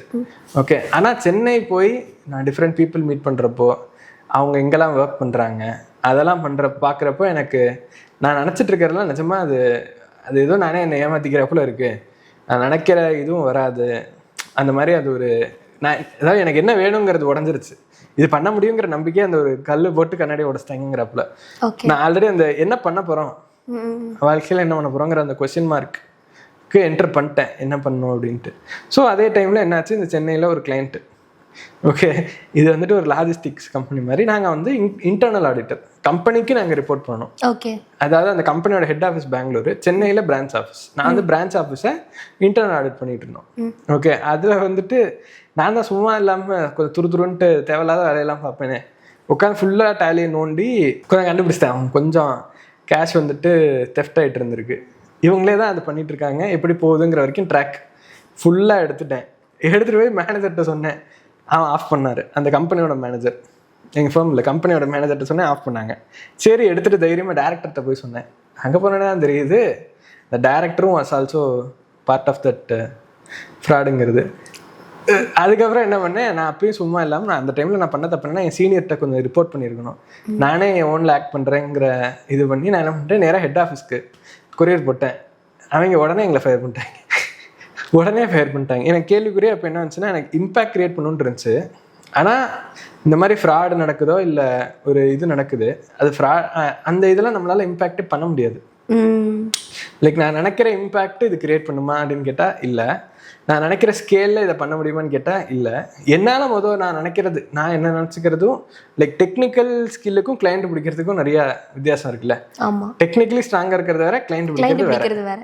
பெஸ்ட்டு கிளைண்ட் பிடிக்கணும், அதுக்கேற்ற மாதிரி ஃப்ளெக்சிபிளாக ஒரு சில விஷயம் நம்ம பண்ண தான் செய்யணும் இல்லையா? ஆமாம். ஸோ ரெண்டுமே இதுலனால இந்த 3மே எனக்கு டிக் ஆகலை. லைக் இம்பேக்ட்டு, எனக்கு அபண்டன்ஸு, அண்ட் இது லார்ஜ் ஸ்கேலில் பண்ணுறது, இந்த 3மே எனக்கு ப்ராக்டிஸில் எனக்கு அப்போ டிக் ஆகலை. ஸோ அதனால நான் ப்ராக்டிஸ் பண்ண போகிறது இல்லைங்கிறத ஒரு மார்ச்சில் முடிவு பண்ணிட்டேன். மார்ச் 2020 முடிவு பண்ணிட்டேன். சரி அப்போ என்ன பண்ண போகிறோம் அப்படிங்கிறப்பல திறந்துட்டேன். மார்ச் வந்தோடனே கோவிடு. நான் வந்து கோவிட் வரலன்னா கூட நான் ஏதாச்சும் ப்ராக்டிஸ் தான் பண்ணியிருப்பேன், மறந்துருப்பேன், இந்த கண்டென்ட்டே மறந்துட்டு வேலையை பார்த்துட்டு இருந்திருப்பேன். கோவிட் வந்தோடனே எங்களுக்கு வேலையே கம்மியாயிடுச்சு. ஓகே. அப்போ டெட்லைன்லாம் தள்ளி போட்டாங்க, இன்னும் அவசரமாக பண்ணணும் இல்லைன்னு. அதனால வேலையே கம்மியாயிருச்சு. ஸோ அந்த டைமில் எனக்கு யோசிக்கிறதுக்கு அவ்வளோ இருந்துச்சு, அவ்வளோ நேரம். அப்போ வந்துட்டு ஒரு புக்கு ஒன்று படித்தேன், இலான் மஸ்கோடது. நான் இது ஏற்கனவே இன்னொரு பாட்காஸ்ட்டில் நீங்களும் இருந்திருக்கீங்க, அந்த பாட்காஸ்ட்டில் அதில் சொல்லியிருக்கேன். அதே கண்டென்ட் தான், ஒன்றும் இல்லை. அதாவது இலான் மஸ்க் ஒன்று சொல்லியிருப்பான், if all the smart people become accountants and lawyers, who is going to change the world அப்படின்னு ஒன்று சொல்லியிருப்பான். அந்த ஒரு அது மொத்தமாக படித்தது 10 பேஜ் தான் அதில் படித்தேன் அந்த 2 மாதத்தில். ஆனால் அப்போயே எனக்கு தெரிஞ்சு போச்சு, நம்ம ப்ராப்ளம் சால்வராக போகணும். நம்ம ஒரு அக்கௌண்டன்ட்டுன்னு இல்லை, not that those jobs are not யூஸ்ஃபுல்ங்கிறப்பல, but you cannot change the world with by becoming another இது ஆடிட்டர் மாதிரி அப்படிங்கிறப்பல எனக்கு அப்போது தோணுச்சு. நம்பவும் ஆரம்பித்தேன். அதை கொஞ்சம் இந்த start up interviews, videos, podcast அதெல்லாம் பார்க்க ஆரம்பித்தேன். பிளாக் எல்லாத்தையும் படிக்க ஆரம்பித்தேன். ஸோ சிஏலேருந்து ஆண்டர்ப்ரனர் சைடு. ஆமாம், அதாவது தேவையில்லாத வேலை எல்லாத்தையும் பண்ண ஆரம்பிச்சேங்கிறப்பல ஆகி ஒரு வருஷம் ஃபுல்லாக இந்த கண்டென்ட். அப்படியே சொல்ல முடியாது, அந்த வேலை தான் இன்னைக்கு வந்து அதுதான் எனக்கு சோர் போடுது. ஆனால் அதான் அப்போ தான் சிஏக்கு அது ரெலவெண்ட் இல்லை, சிஏ முடிக்கிறதுக்கு அதுக்கு வந்து கான்ட்ரிபியூட்டே பண்ணல. ஸோ அதனால அது தேவையில்லைன்னு அப்போது யோசிச்சுக்கலாம். ஆனால் அதெல்லாம் பண்ண ஆரம்பித்தேன். டெய்லி இந்த மாதிரி இன்டர்வியூலாம் சாப்பிட்றப்போ, அதாவது இப்போ அந்த லோகேஷ் கனகராஜ் இன்டர்வியூலாம் பார்ப்பேன், எல்லாரும் அந்த டேரக்டரோட இன்டர்வியூ மாதிரி நான் உட்காந்து எல்லா ஃபவுண்டரோடையும் பார்த்துட்டேன். ஆல்ரெடி எனக்கு வந்து ஒரு 2020 முன்னாடி இருக்கிற எல்லா இன்டர்வியூ, ஸ்டார்ட் அப் இன்டர்வியூ எல்லாத்தையும் பார்த்து வச்சுருப்பேன். லைக் இது ஸ்டார்ட் அப் வெரியன்கிறப்பல உட்காந்து எல்லா கண்டென்ட்டும் லைக் எப்படி பண்ணுறாங்க, அந்த எக்ஸ்பீரியன்ஸ் என்ன அப்படிங்கிறதுக்கு. ஸோ அதெல்லாம் பார்த்ததில் எனக்கு ஒன்று கிளியராக தெரிஞ்சிச்சு, ப்ராப்ளம் சால்வ் பண்ணணும்.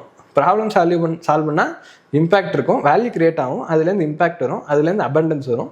இதை ஸ்கேலில் பண்ணால் நமக்கும் காசு வரும். இதுக்கு பேர் தான் ஸ்டார்ட் அப். இதை வேகமாக பண்ணுறவங்க தான் ஸ்டார்ட் அப் அப்படிங்கிற எனக்கு கிளாரிட்டி இருந்துச்சு. ஸோ அப்போ நமக்கு மொத்தம் என்ன வேணும், ஒரு ப்ராப்ளம் வேணும்.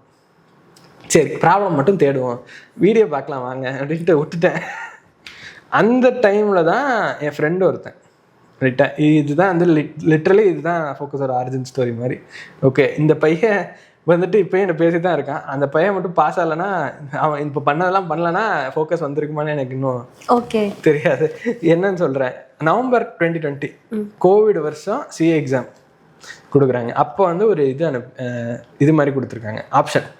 என்னன்னா, இப்போ நீங்கள் எக்ஸாம் எழுதிட்டு இருக்கிறப்போ உங்களுக்கு ஏதாச்சும் கோவிட் சிம்டம்ஸ் வந்துச்சு அப்படின்னா நீங்கள் ஆப்ட் அவுட் பண்ணிக்கலாம். அதாவது நவம்பரில் எழுதாமல் ஜனவரியில் எழுதிக்கலாம். ஓகே. அந்த பையன் என்ன பண்ணிட்டான், இந்த நவம்பரில் எக்ஸாம் எழுதிட்டு இருக்கும்போது ஃபர்ஸ்ட் குரூப் இன்டர்மீடியட்டோடது எழுதிட்டு செகண்ட் குரூப்பை ஆப்ட் அவுட் பண்ணிட்டான். ஓகே ரைட்டா. அந்த பையனை பற்றி இன்னும் கொஞ்சம் சொல்லணும்னா, அவன் சிபிடிக்கு கொஞ்சம் 3 அட்டம் எடுத்துக்கிட்டான். லைக் சிபிடி ஃபர்ஸ்ட் அட்டம்ப்ட்டுக்கு மேலே பண்ணாலே அது வந்துட்டு கொஞ்சம் கஷ்டம், குவாலிட்டி ஆஃப் தர் இதுங்கிறதுக்கு. ஓகே. ஃபர்ஸ்ட் குரூப்புக்கு மட்டும் 2 வருஷம் படித்தான்.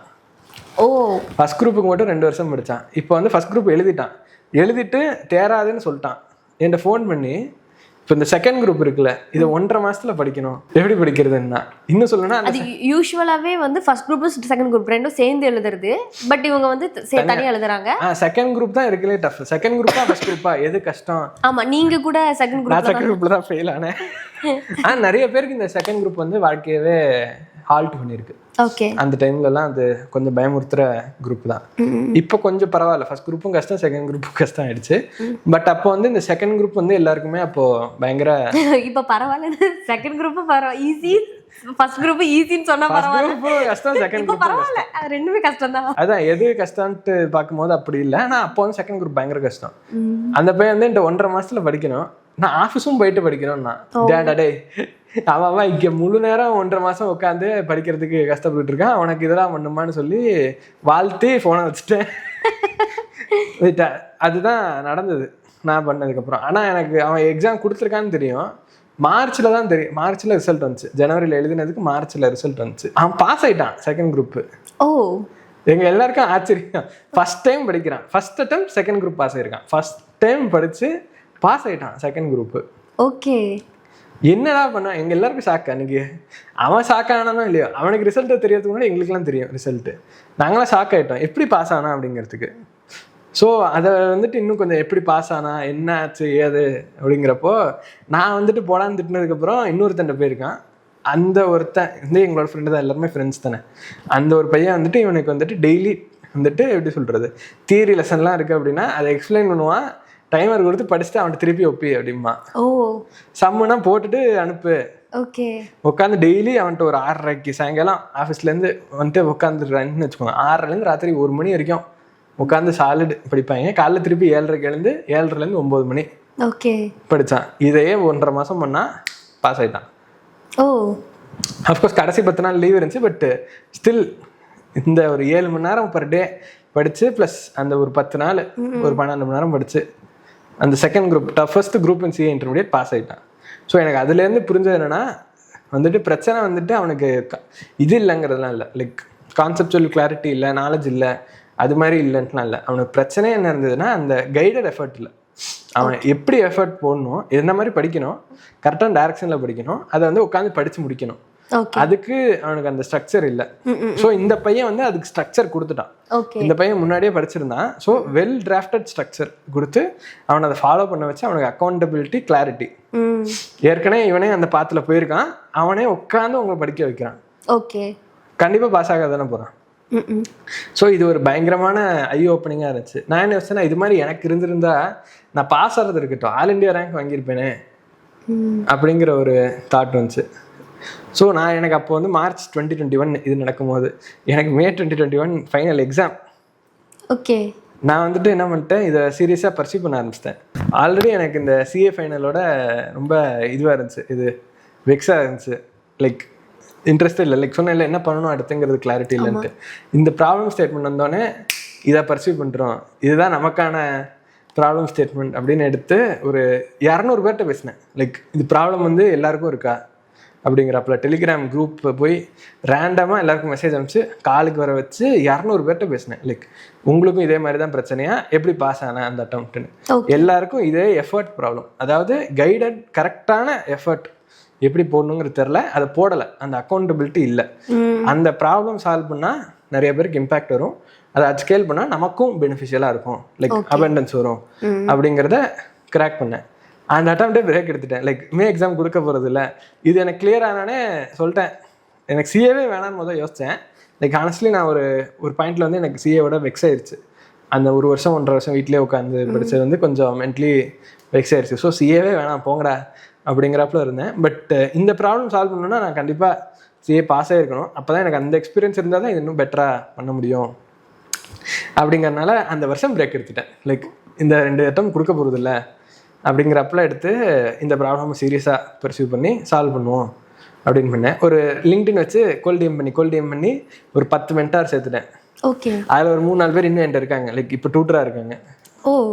ஓகே, அப்போ 2021 பண்ணது இப்போ 2025 இருக்காங்க. விஷால், ரங்கேஷ் அவங்களாம் இருக்காங்க.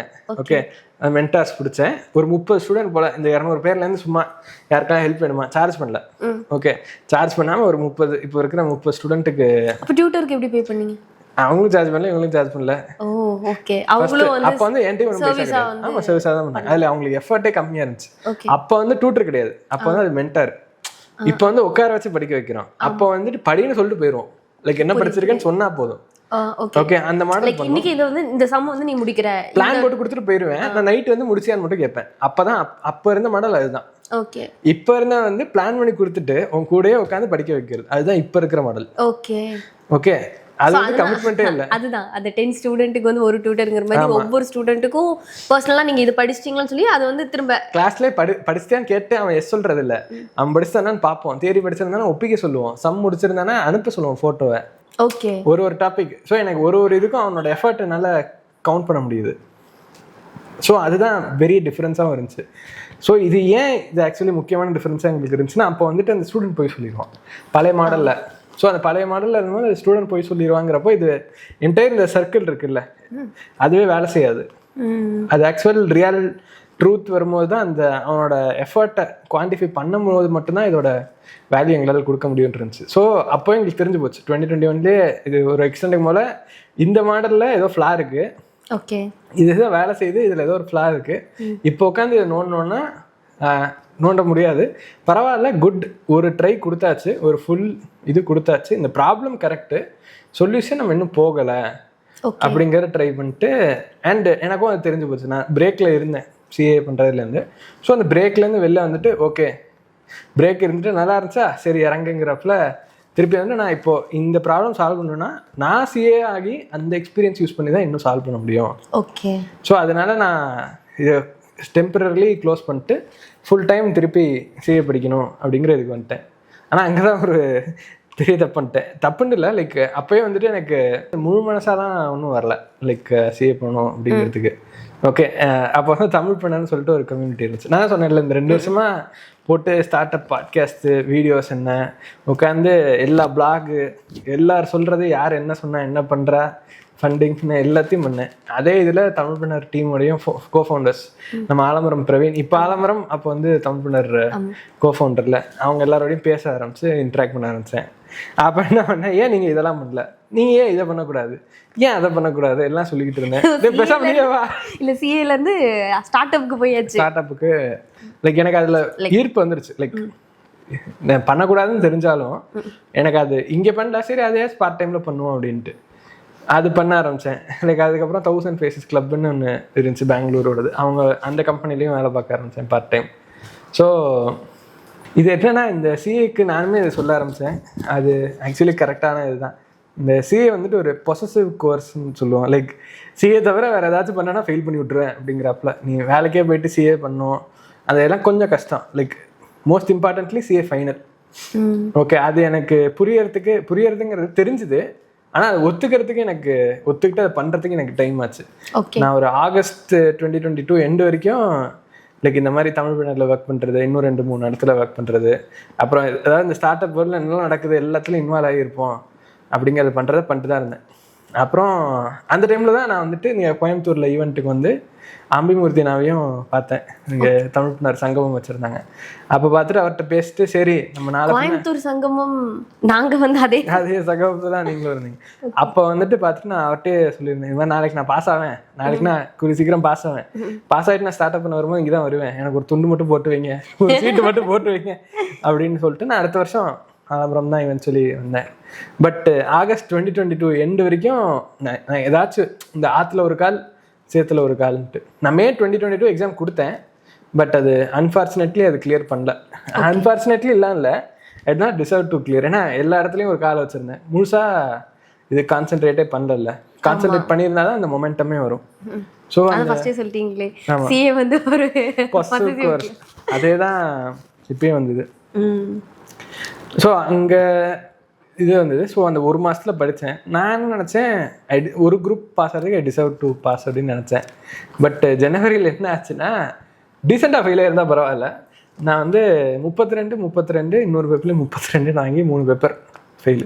நான் அந்த பேப்பர்லாம் 50 மேலே வரும் அப்படின்னு நினச்சிட்டு இருந்தேன். 55 வந்திருக்கும் அப்படின்ட்டு. பட் ஒரு குரூப் பாஸ் ஆகும்னு நினச்சேன், கடைசியில் அது கூட வரல.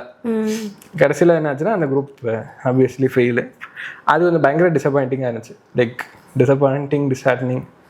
ஏன்னா அந்த டைம் வந்துட்டு ஒரு 2 வருஷம் ஆயிடுச்சு. லைக் மே 2021 எக்ஸாம் கொடுத்துருக்கணும், இப்போ வந்து 2023 வந்துருச்சு. ஃபஸ்ட் ரவுண்டில் பாஸ் ஆகிருக்க வேண்டியது, நான் ஒரு 2 வருஷம் டிலேயில் இருக்கேன். இதுக்கு நடுவில் ஸ்டார்ட் அப் ஒன்று பண்ணேன், அதுவும் வந்துட்டு இப்போ ஹோல்டில் தான் இருக்குது. அதை தவிர நான் வந்து ஒரு 4 வருஷமாக வீட்லேயே இருக்கேன், 3 வருஷமாக 4 வருஷமாக. அதுக்கப்புறம் இன்னும் என் மைண்டில் நெகட்டிவாக என்ன தோணுச்சுன்னா, நான் ஏதாச்சும் ஒரு குட்டி சக்ஸஸ்ன்னு பார்த்தேன் 5 வருஷம் ஆகுது. 2019 தான் கடைசியாக ரிசல்ட் வந்து பாஸ்ன்னு இருந்தது. ஸோ அது எல்லாமே கொஞ்சம் அது ஒரு நெகட்டிவ் ஃபேஸில் தான் அது போச்சு. அங்கேருந்து நான் திருப்பி நான் அப்போ ஒன்று தான், எல்லாருமே like nobody wants to fail. நம்ம ஏதாவது ஒன்று பண்ணுறோம் அப்படின்னா we don't want ourselves fail ஆகணும்னு நம்ம நினைக்கிறோம். ஆமாம், ஃபெயில் ஆகிட்டு நினைக்கணும்னா நம்ம எதுவும் பண்ண போகிறதில்ல. ஆனால் வாட் இவென்ச்சுவலி இதுனா நம்ம என்ன நினச்சிக்கிறோம் அப்படின்னா, நம்ம இது பண்ணிட்டோம், ஸோ நம்ம இது கண்டிப்பாக கிடச்சிரும் அப்படின்ட்டு we deserve something அப்படிங்கிற நினச்சிடறோம். But at the end of the day you have to take accountability for your own actions. இப்போ நம்ம இது பண்ணோன்னா இது வரணும்னு அவசியம் இல்லை. அது எண்ட் ஆஃப் த டே 10 போட்டால் பாஸ் இல்லை, எக்ஸாமில் போய் ஆன்சர் எழுதினா தான் பாஸ். ஸோ நான் என்னோட ப்ரிப்பரேஷனுக்கு நான் அக்கௌண்டபிலிட்டி எடுத்துக்கிட்டேன். இன்னும் சொல்லணும்னா, இந்த ஒரு 3 வருஷம் அந்த சொன்னேன்ல, குழி தோணுது யார், நான் தான். போய் உட்காந்துக்கிட்டது யார், நான் தான். இப்போ திருப்பி வெளில வர வேண்டியதும் நானே தான் அது பண்ணணும் அப்படிங்கிறது வந்துச்சு. பட் இது என்னெல்லாம் பண்ணணுங்கிறது எல்லாருக்குமே தெரியும் இன் ஜென்ரல் சிஏ ப்ரிப்பரேஷனில். அது பண்ணுறதுக்கு முன்னாடி இருக்கிற அந்த ஒரு மைண்ட் செட் சேஞ்ச் இருக்குல்ல, அதுதான் கஷ்டம். அந்த ஒரு அனாலஜி சொல்லுவாங்க, இப்போது சேரு இந்த காரோட விண்ட்ஷீல்டில் கண்ணாடி இருக்குல்ல, அதில் சேரு வந்துருச்சு அப்படின்னா அதை க்ளீன் பண்ணால் தான் நம்மளால் ரோடே பார்க்க முடியும். அதை க்ளீன் பண்ணால் மட்டும்தான் ஸ்பீடாக பார்க்க முடியும், லைக் கிளியராக பார்த்து ஸ்பீடாக போக முடியும். லைக் அந்த க்ளீன் பண்ணுறது ஸ்பீடாக அந்த டெஸ்டினேஷன் போகிறதுக்கு ஆக்சிலரேட்டர் ஓட்டுறது எவ்வளோ முக்கியமோ அந்த விஷன் தெரியறது இருக்குல்ல, அது இன்னும் முக்கியம். அதுதான் நம்ம மைண்ட் செட் கிளியராக உங்களுக்கு சொல்லணும்னா அந்த மைண்ட் செட் எவ்வளோக்கு எவ்வளோ நம்ம அந்த க்ளீனாக இருக்கணும். பாசிட்டிவ் பேசிக்கலி சேர் மாதிரி நெகட்டிவ் இது தட்டார். இப்போ சேரோட ஓட்டுறோன்னு வச்சுக்கோங்களேன், ஒரு அரைக்குறையாக தெரியும், பொறுமையாக தான் போக முடியும். லைக் இப்போ சேர் இல்லாமல் கொஞ்சம் மைண்ட் க்ளீனாக பண்ண முடிஞ்சு அப்படின்னா நம்மளால வேகமாக போக முடியும். அதுதான் என்டையர் பாயிண்ட். நானுமே அப்போ எனக்கு அந்த ஃபெயிலியர் நான் எக்ஸ்பெக்ட் பண்ணலை ஆனஸ்ட்லி. பட் ஆனால் வந்த போது அது எப்படியாச்சும் திருப்பி வரணும், அதுலேயே அந்த டிப்ரெஷன்லேயே ஒரு மாதம் அதை அக்செப்ட் பண்ணுறதுக்கே ஒரு 20 நாள் ஆச்சு. பட் அதுலேருந்து நான் ஒரு கான்சியஸ் எஃபர்ட் போட்டு வரணும் அப்படின்ட்டு அப்போ தான் வந்துட்டு இந்த யூடியூப்லலாம் பார்த்தேன். இந்த ஒரு 45 நிமிஷம் எழுந்து 45 நிமிஷம் இருக்குல்ல, first 45 minutes after you wake up இந்த மார்னிங், அந்த டைமில் அந்த சப்கான்ஷியஸ் கொஞ்சம் ஆக்டிவாக தான் இருக்கும். ஸோ அந்த டைமில் எவ்வளோக்கு எவ்வளோ பாசிட்டிவ் தாட்ஸ் உள்ளே போடுறோமோ, அப்புறம் இந்த சன்லைட்டில் உட்கார்றது, இந்த மேட்டர்லாம் வந்துட்டு ஆக்சுவலாக ஹெல்ப் ஆகும் அப்படின்னாங்க. நம்ம எது பண்ணாலும் இப்போ பாஸ் ஆகிறதுக்கு என்னெல்லாம் பண்ணுமோ சொல்லு அப்படிங்கிறப்பல பண்ணோம். அப்போ வந்துட்டு நான் அந்த அஃபர்மேஷன் சொல்லிட்டு இருக்கோம். அஃபர்மேஷன்னா நான் வந்து கான்ஃபிடென்ட்டாக படிப்பேன், நான் படிக்கிறதெல்லாம் நான் நினச்சதெல்லாம் நடக்கும், அந்த மாதிரி பாசிட்டிவ் தாட்ஸ் அதெல்லாம் டெய்லி காலையில் எழுத ஆரம்பித்தேன். அந்த டைரி கூட இங்கே தான் இருக்குது. இது பார்த்தீங்க அப்படின்னா இதுதான் இந்த அஃபர்மேஷனுங்கிறது. லைக் டெய்லி எழுதிருப்பேன், every things going to be fine, I'm calm, consistent, correct, அது மாதிரி பிளாப்ளாவா ஒரு 7-8 அஃபர்மேஷன் டெய்லி இருக்கும். அதே மாதிரி ஒரு மார்க் ஷீட் என் பேரை போட்டு இந்த அட்டம்ப்டோடது ஒரு சப்ஜெக்ட்லேயும் நான் எவ்வளோ வாங்க முடியும் அப்படிங்கிறப்பல எழுதி டெய்லி இதோட ஸ்டார்டிங் டேட் பார்த்தீங்கன்னா என்ன இருக்கு பாருங்க, ஜனவரி 13th 2023 அதான் அந்த அட்டம்ப்டோடது Jan 13 இந்த ஃபுல் டைரி கடைசி இதுக்கப்புறமா இதையும் தாண்டி எழுதினேன். பட் என்ன கடைசி டேட் இருக்கு, April 30th ஏப்ரல் கடைசி. ஆக்சுவலி அதையும் தாண்டி இருக்கு பாருங்க, 1st மே இருக்கு, இனிமே போக போக எவ்வளோ 4th மே 5th மே எக்ஸாம். ஓ, அது வரைக்கும் எழுதிட்டு தான் இருந்திருக்கு. கரெக்டா டைரி முடிஞ்சிருக்கு. எவ்ரிதிங் ஹேஸ் அ ரீசன் மாதிரி டெய்லி இந்த ஃபுல் டைரி அந்த ஒரு ஃபுல் ஃபேஸ் எவ்வளோக்கு எவ்வளோ திருப்பி அந்த பாசிட்டிவிட்டி போடுறோமோ அப்பதான் அந்த குழிலேருந்து வெளில வரத்துக்கு இதுவாக இருக்கும்ட்டு. ஏன்னா அந்த தட் பாயிண்ட்ல அது ஒரு ஃபெயிலியர் இல்லை, அது வந்துட்டு இதான் நெகட்டிவாக நடக்கும்போது தடுக்கி விழுந்தாலும் பாரு, அது எல்லாமே நெகட்டிவாக தான் கண்ணில் படுறது எல்லாமே நெகட்டிவாக இருந்து மொத்தமாக அது ஒரு வெயிட் மாதிரி இருக்கும். ஸோ அந்த இடத்துல நான் மட்டும் பண்ணுறதோட என் ஃப்ரெண்ட்ஸ் எல்லாருக்குமே ரெக்கமெண்ட் பண்ணியிருக்கேன், ஸ்டூடெண்ட்ஸுக்குமே இது ஃபர்ஸ்ட் ஒரு செஷன் வச்சு இது ரெக்கமெண்ட் பண்ணி தான் இருந்தேன். லைக் இந்த ஒரு பாசிட்டிவ் அஃபர்மேஷன் கொஞ்சம் உள்ளே போட யூ வில் ஃபீல் பெட்டர். அதான் அந்த விண்ட்ஷீல்டு க்ளீனாக தெரியும், அதுக்கப்புறம் ஓட்டுறது உங்கள் கையில், அது நம்ம தான் ஓட்டி போகணும். ஆனால் அந்த கண்ணு தெரிஞ்சால் தானே ஓட்டுவேன். அதுக்கு இது மாதிரி டெய்லி நான் இது பண்ணேன், இது எல்லாருக்கும் ஹெல்ப் ஆச்சு. இன்னொரு ஒரு மேட்டர் இருக்கு, இதை நீங்கள் பார்த்துருக்க வாய்ப்பு இருக்கு. இது என்னன்னு தெரியுதா? இது நம்ம பிளானர். பேசிக்கலி என்னன்னா, சில நேரம் என்ன ஆகும்னு சொல்கிறேன், படிக்கும்போது சில நாள் வந்துட்டு நம்ம சூப்பராக படிச்சிட்டோம் அப்படின்னு நினச்சிருப்போம். ஆக்சுவலாக என்ன படிச்சிருக்கோம்னு கணக்கெடுத்து பார்த்தோம் அப்படின்னா ரொம்ப கம்மியாக படிச்சிருப்போம். சில நாள் வந்து நான் படிக்கவே இல்லை, இன்னைக்கு நாள் ரொம்ப கேவலமாக போகுதுன்னு நினச்சிருப்போம். ஆனால் 2 சிச்சுவேஷன்லையும் ஆக்சுவலாக ட்ராக் பண்ணால் நம்ம ஃபீலிங்கே டிஃப்ரெண்ட்டாக இருக்கும். ரைட்டா, என்ன படிச்சிருக்குன்னு நினச்சோன்ட்டு. ஸோ நான் என்ன பண்ணேன்னா, ஒரு எக்ஸ்டெண்டுக்கு மேலே ஒரு மார்ச் ஸ்டார்டிங்லேருந்து என்ன பண்ண ஆரம்பிச்சேன்னா, அடுத்த நாள் ஆரம்பிக்கிறதுக்கு முன்னாடி வந்து இந்த டைம் இதெல்லாம் படிக்கணும் அப்படிங்கிறப்பல ஒரு கோல் செட் பண்ணிடுவேன். ஒரு செஷன் முடிய என்ன பண்ணியிருக்கோம் அப்படிங்கிறப்பல ரிமார்க்ஸ் மாதிரி போட்டுப்பேன். அதில் நானே என்னை காரி துப்பிப்பேன், இல்லை சூப்பரா அப்படிங்கிறப்பல டைமிங் போட்டு என்ன பண்ணணும், என்ன இது பண்ணணும் அப்படிங்கறது வந்து போட்டிருக்கீங்க. ஆமா, இதுல வந்து அத டெக்னிக்கலா இருக்கனால எனக்கு புரியல. பட் நம்ம பிளானர் நம்ம தான் டிசைன் பண்றதுனால எனக்கு அதே இதுதான் இப்போ நம்ம ஃபோக்கஸ் பிளானர்ல. சோ நீங்க வந்து இது டெய்லி நீங்க வந்து பண்ணுவீங்க? ஆமா, டெய்லி ட்ராக் பண்ணுவோம். If you don't track you will not know. And track பண்ணாதான் இன்னும் இம்ப்ரூவ் பண்ண முடியும். தெரியுதா? இது 2 மேட்ச் ஆகுதா? அதேதான் இதுவும், 2 இதுவும் அதேதான். ஸோ பிளானருங்கிறதோட ஆரிஜினே வந்துட்டு நான் அப்போ பண்ணது தான். அதே மாதிரி நான் அந்த மார்க் ஷீட் அஃபர்மேஷனில் போட்டிருப்பேன்ல, இதில் பாருங்க மார்க் ஷீட் இருக்கும், டெய்லி விஷுவலைஸ் பண்ணணும் அப்படிங்க, நம்மளே நமக்கு ஒரு டார்கெட் செட் பண்ணிக்கணும். ஆக்சுவலாக நான் தான் ஃபர்ஸ்டே சொன்னேன் இல்லையா, எப்பவுமே வந்து சக்ஸஸ் ஆகிறவங்க வந்து சக்ஸஸ் ஆகிறவங்களுக்கு ஒரு முன்னுதாரணமாக இருப்பாங்க. பட் ஃபெயிலியர் சக்ஸஸ் ரெண்டுமே ஃபேஸ் பண்ணவங்க தான் வந்து எப்படி சக்ஸஸ் ஆகணும், எதெல்லாம் பண்ணக்கூடாது, எப்படி பண்ணணும் அப்படிங்கிறது வந்து ரொம்ப கிளியர் கட்டாக நம்மளால சொல்லி கொடுக்க முடியும். ஸோ நீங்கள் டேரக்டாகவே சக்ஸஸ் ஆயிருந்தீங்கன்னா இந்த அளவுக்கு நீங்கள் ஃபோக்கஸ் கிரியேட் பண்ணணும். இன்னைக்கு நீங்கள் படித்த மெத்தடை இதில் எது பெஸ்ட்டாக இருந்திருக்கும், நிறைய மெத்தடில் ட்ரை பண்ணியிருந்திருப்பீங்க. பட் எது ஒர்க் அவுட் ஆச்சு அப்படிங்கிறத இன்னைக்கு எடுத்து வச்சு கொடுக்குறீங்க. பேசுகிற ஃபைனல் ஸ்டூடெண்ட்டும் சரி, இன்ட்ரும் சரி, எதுவும் ஃபெயில் ஆகிட்டாங்கன்னா வேலைக்கு போயிட்டே படிக்கிட்டா அப்படின்னு கேட்பாங்க.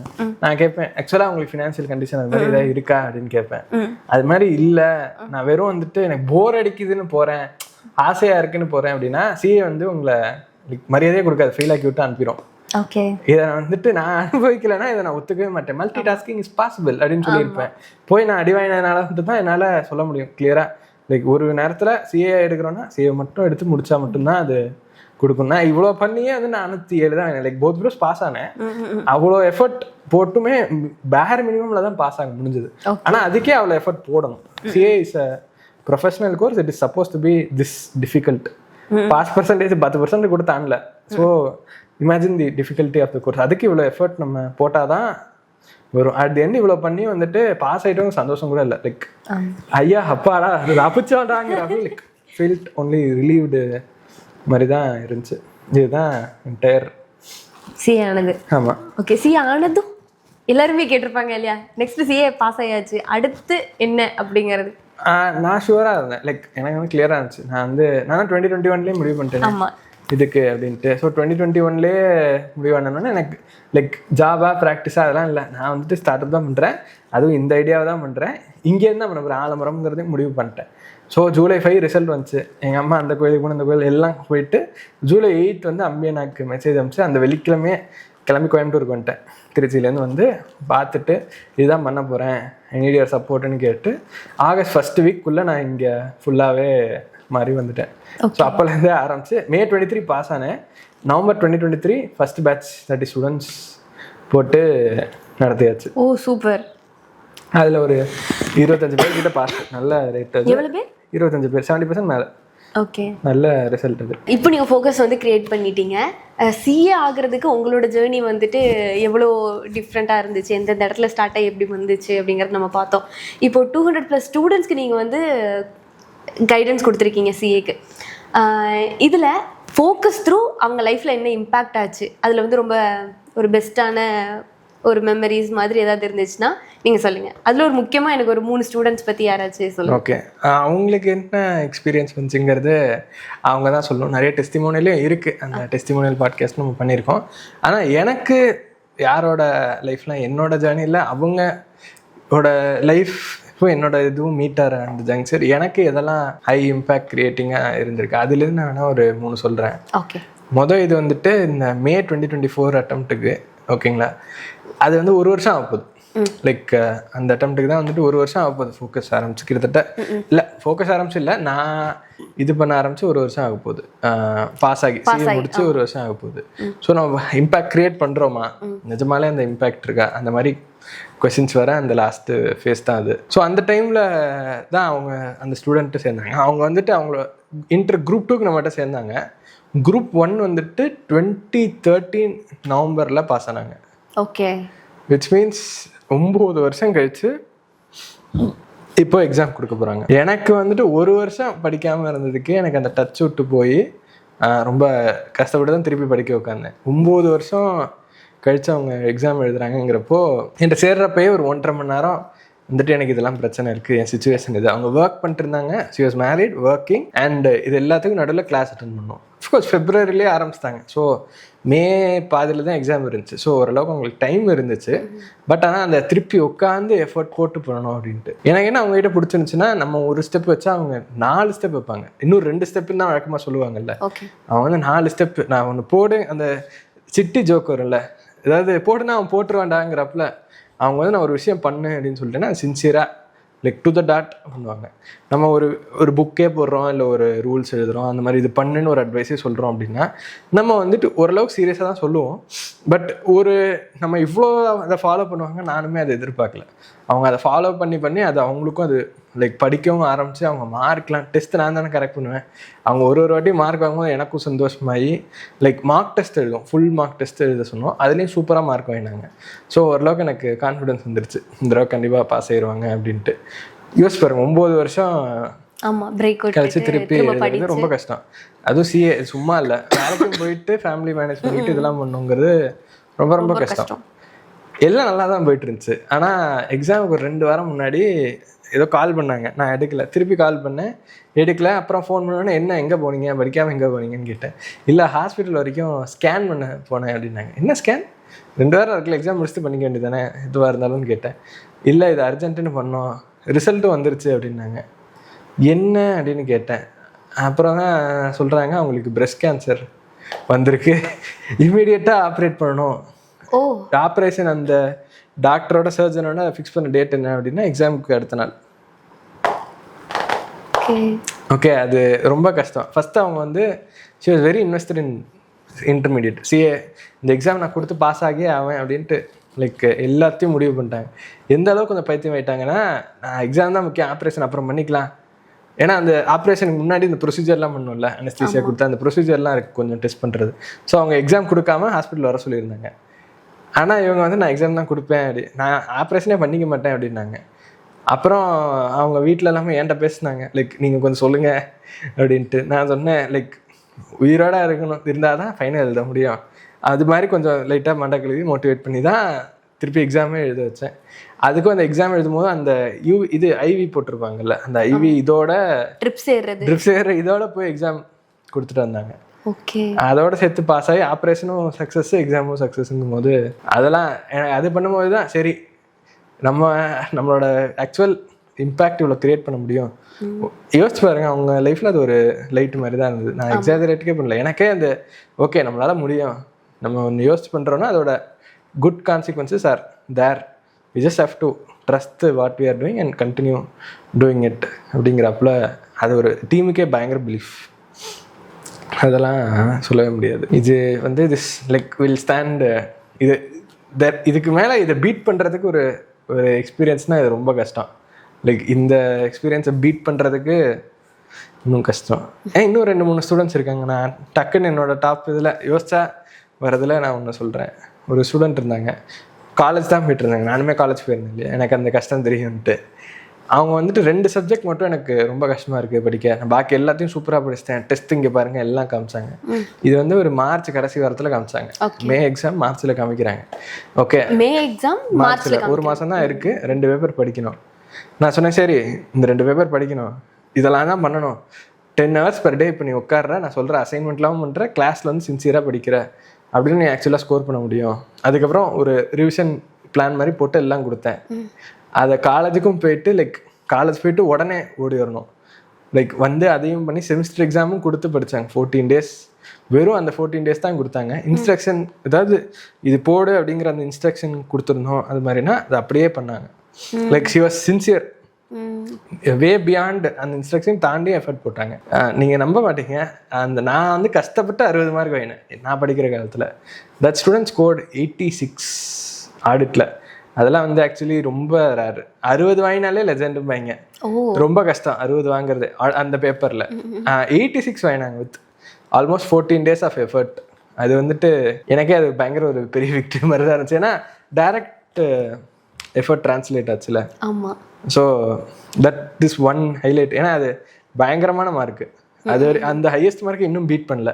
ஓகே, 1 மாதம் 2 மாதம் படிக்கிறவன கூட அந்த மார்க்கை எடுக்கிறது கஷ்டப்படுவோம். 14 நாள் ஃபுல் 10 hours 12 hours வெறும் இந்த ஒரு சப்ஜெக்ட் எடுத்து படித்து 86 வாங்குறதெல்லாம் ரொம்ப கஷ்டம். பண்ணாங்க, எங்களுக்கும் அது சந்தோஷம்.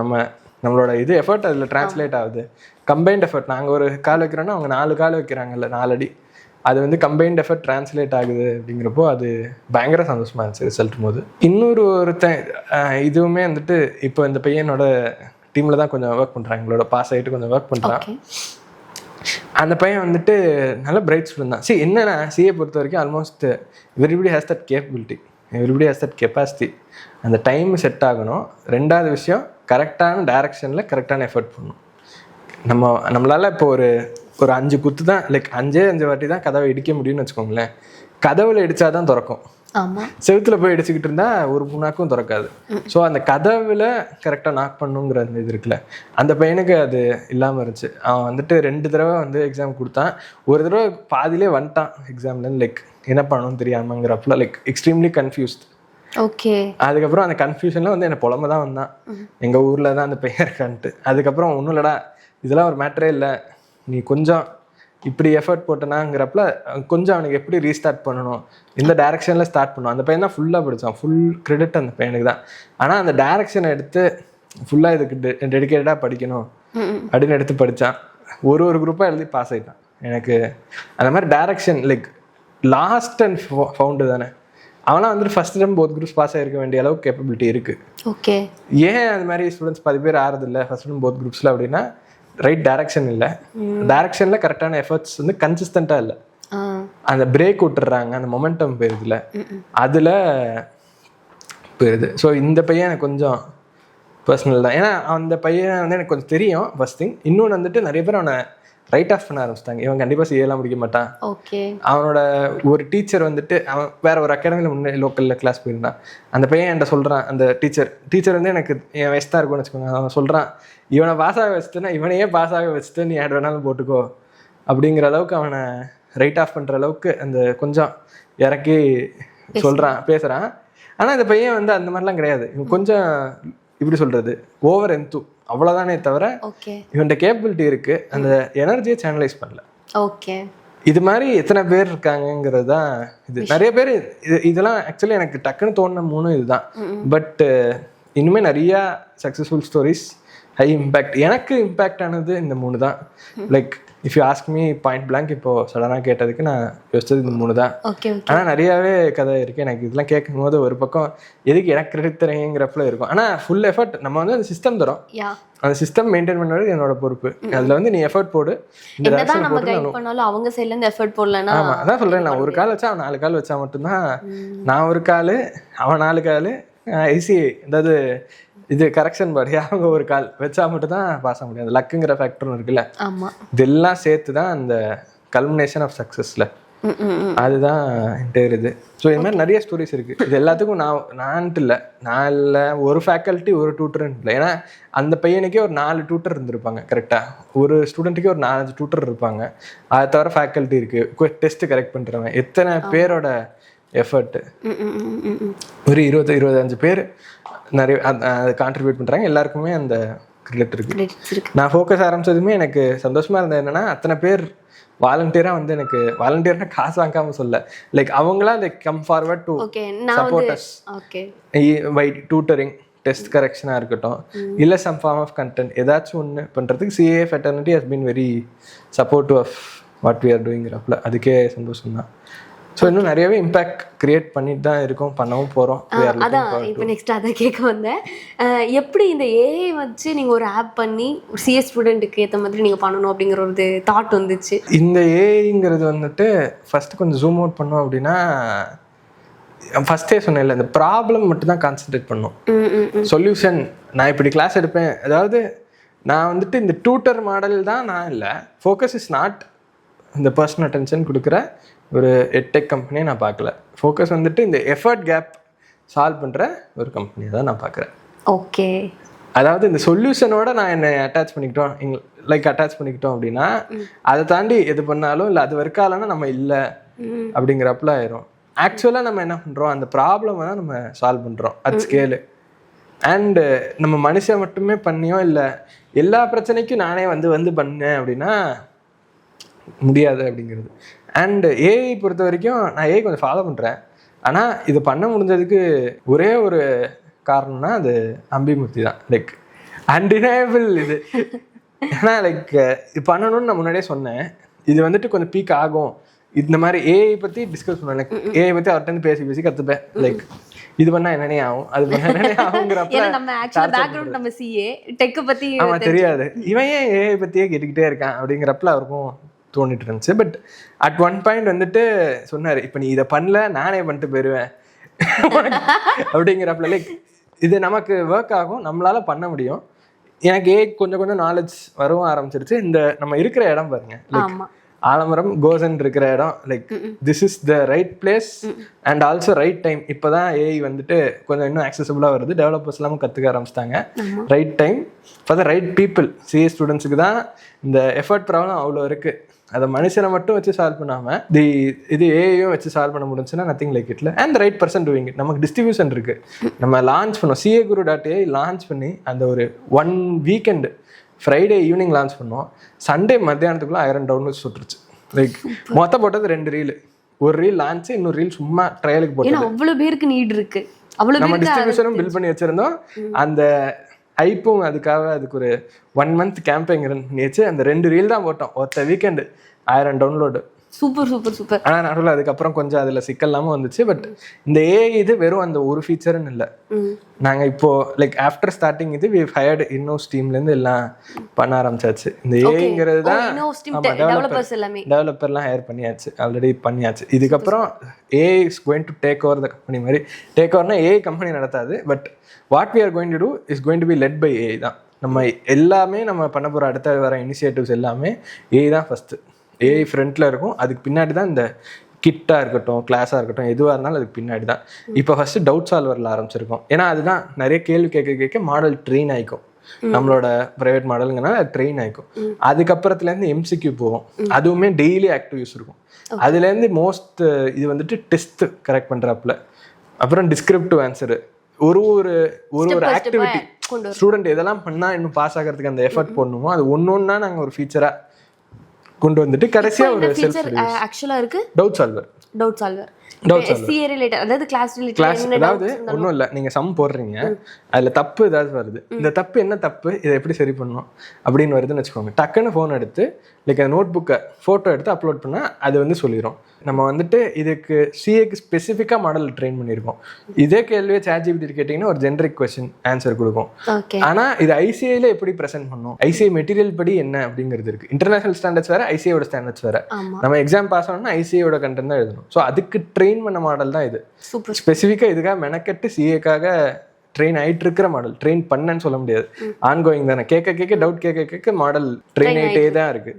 இப்போ ஆன்கோயிங் கூட நம்ம இப்பயும் அதுக்கப்புறம் நடுவில் ஒரு சர்வர் டவுன் இஷ்யூ வந்துச்சு. அது அதாவது அந்த சஃபரிங் ஃப்ரம் சக்ஸஸ் சொல்லுவாங்கல்ல, அது வந்தோடனே சர்வர் கெப்பாசிட்டி அந்த வீக்கெண்டே தாண்டுச்சு. ஸோ டவுன் பண்ணிவிட்டு இப்போ திருப்பி லைவ் வந்திருக்கோம்.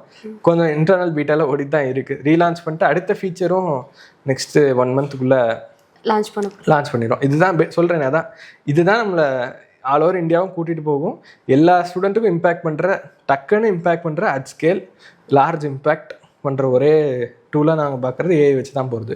அதனால் என்டையர் கம்பெனியோட ரோட் மேப் CAguru ஃப்ரண்ட்டில் வச்சு தான் போகிறது தான் என்டையர் டீமே இப்போ டிஸ்கஸ் பண்ணியிருக்கோம்.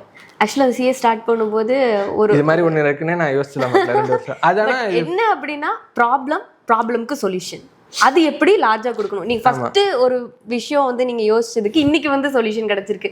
ஏன்னா இது வரைக்கும் நீங்க ஒரு கிளாஸா டியூட்டர் 1-to-1 செக்ஷன் எடுத்தாலும் எவ்வளவு டியூட்டர் இருக்காங்களோ அதுக்கு 10x தான் ஸ்டூடெண்ட் வந்து எடுத்துருக்க முடியும். நான் இப்போ 2 மணிக்கு போய் டியூட்டர்கிட்ட போய் டவுட் கேட்டா யாரா இருந்தாலும் போன் எடுக்க மாட்டான்ல.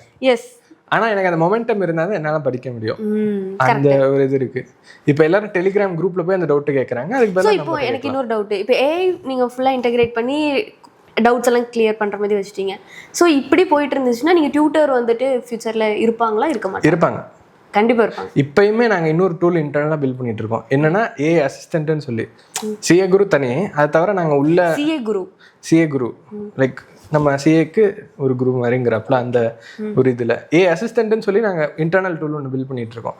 அது டியூட்டருக்கு ஹெல்ப் பண்றப்பல எப்படி இந்த பையன் எவ்வளவு படிச்சிருக்கான், இவனுக்கு என்ன வீக்னஸ், என்ன ஸ்ட்ரென்த், படிச்சதுல இவனுக்கு கிளாரிட்டி என்ன, அந்த இப்போ 1 to 10 பண்றத 1 to 1 பண்ணா இன்னும் எவ்வளோ உங்களை போட்டு எவ்வளோ நோண்டி படிச்சியான்னு கேட்கறது. அதை AI வச்சு பண்ணிட்டு டியூட்டர் ஹெல்ப் பண்றாப்புல.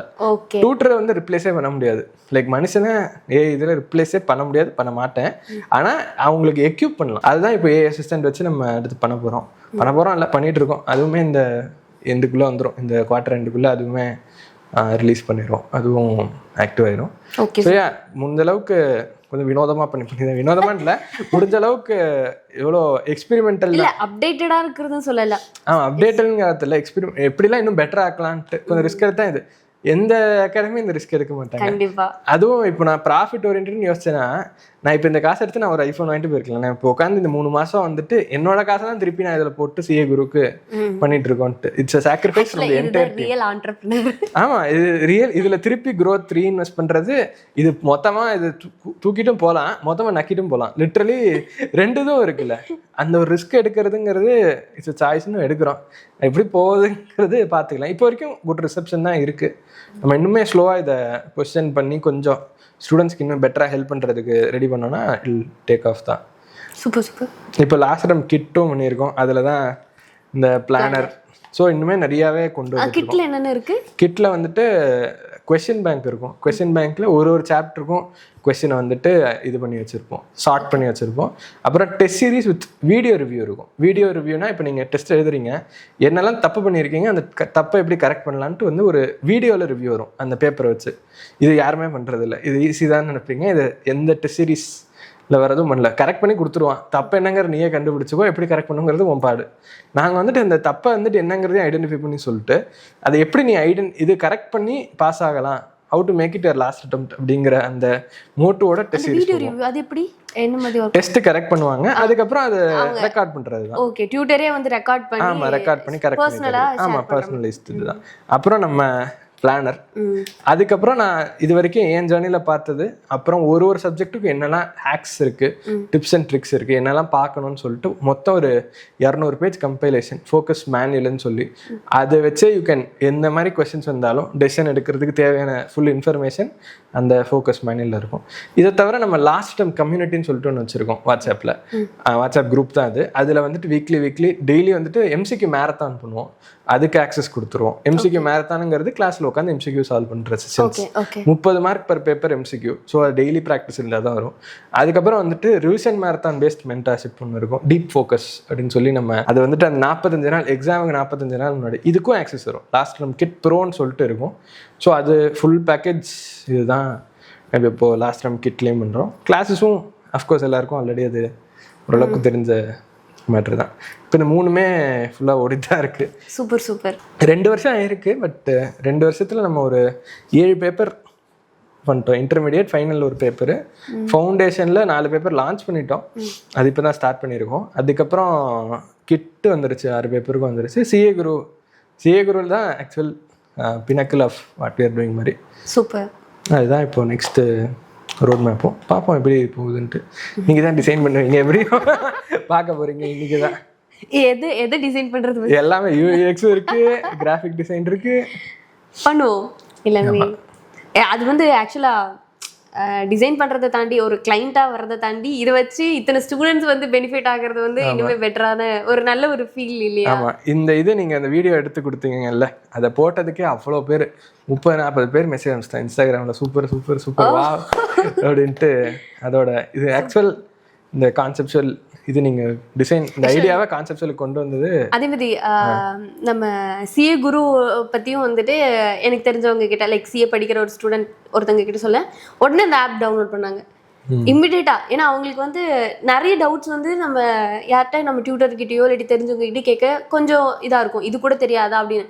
பட் நம்ம ஏஐ கிட்ட ரொம்ப ஃப்ரெண்ட்லியா நம்மளால கேட்க முடியும், இருக்கிற எல்லா மொக்க क्वेश्चனும் கேட்கலாம். ஸோ அது பாட்டுக்கு ஆன்சர் சொல்லும். ஸோ அது ஜட்ஜ் பண்ணாது நம்மள. ஸோ அது இன்னும் படிக்கிற இன்டென்ஷனும் பாப்பா. இன்னுமே நிறைய நாங்கள் ப்ராப்ளம் ஃபோக்கஸ்டாக இன்னும் எப்படி பெட்டராக பண்ணணும், நிறைய பேர் ரீச் பண்ணுறதுக்கு ஓகே அதுவும் பண்ண ஆரம்பிக்க போகிறோம். ஸோ பார்ப்போம், slowly one step at a time. Okay, இப்போ 200 ஸ்டூடெண்ட்ஸ் இருக்கிறது, 200+ ஸ்டூடெண்ட்ஸ் இருக்கிறது.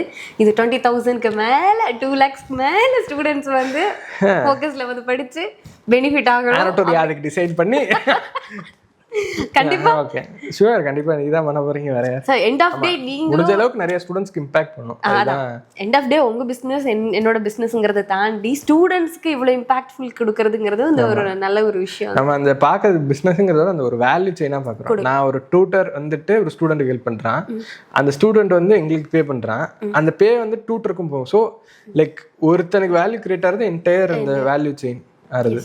அவனுக்கு டைம் சேவ் ஆகுது, இவனுக்கு மோர் மணி, எங்களுக்கும் அந்த இம்பாக்ட் கிரியேட் ஆகுது.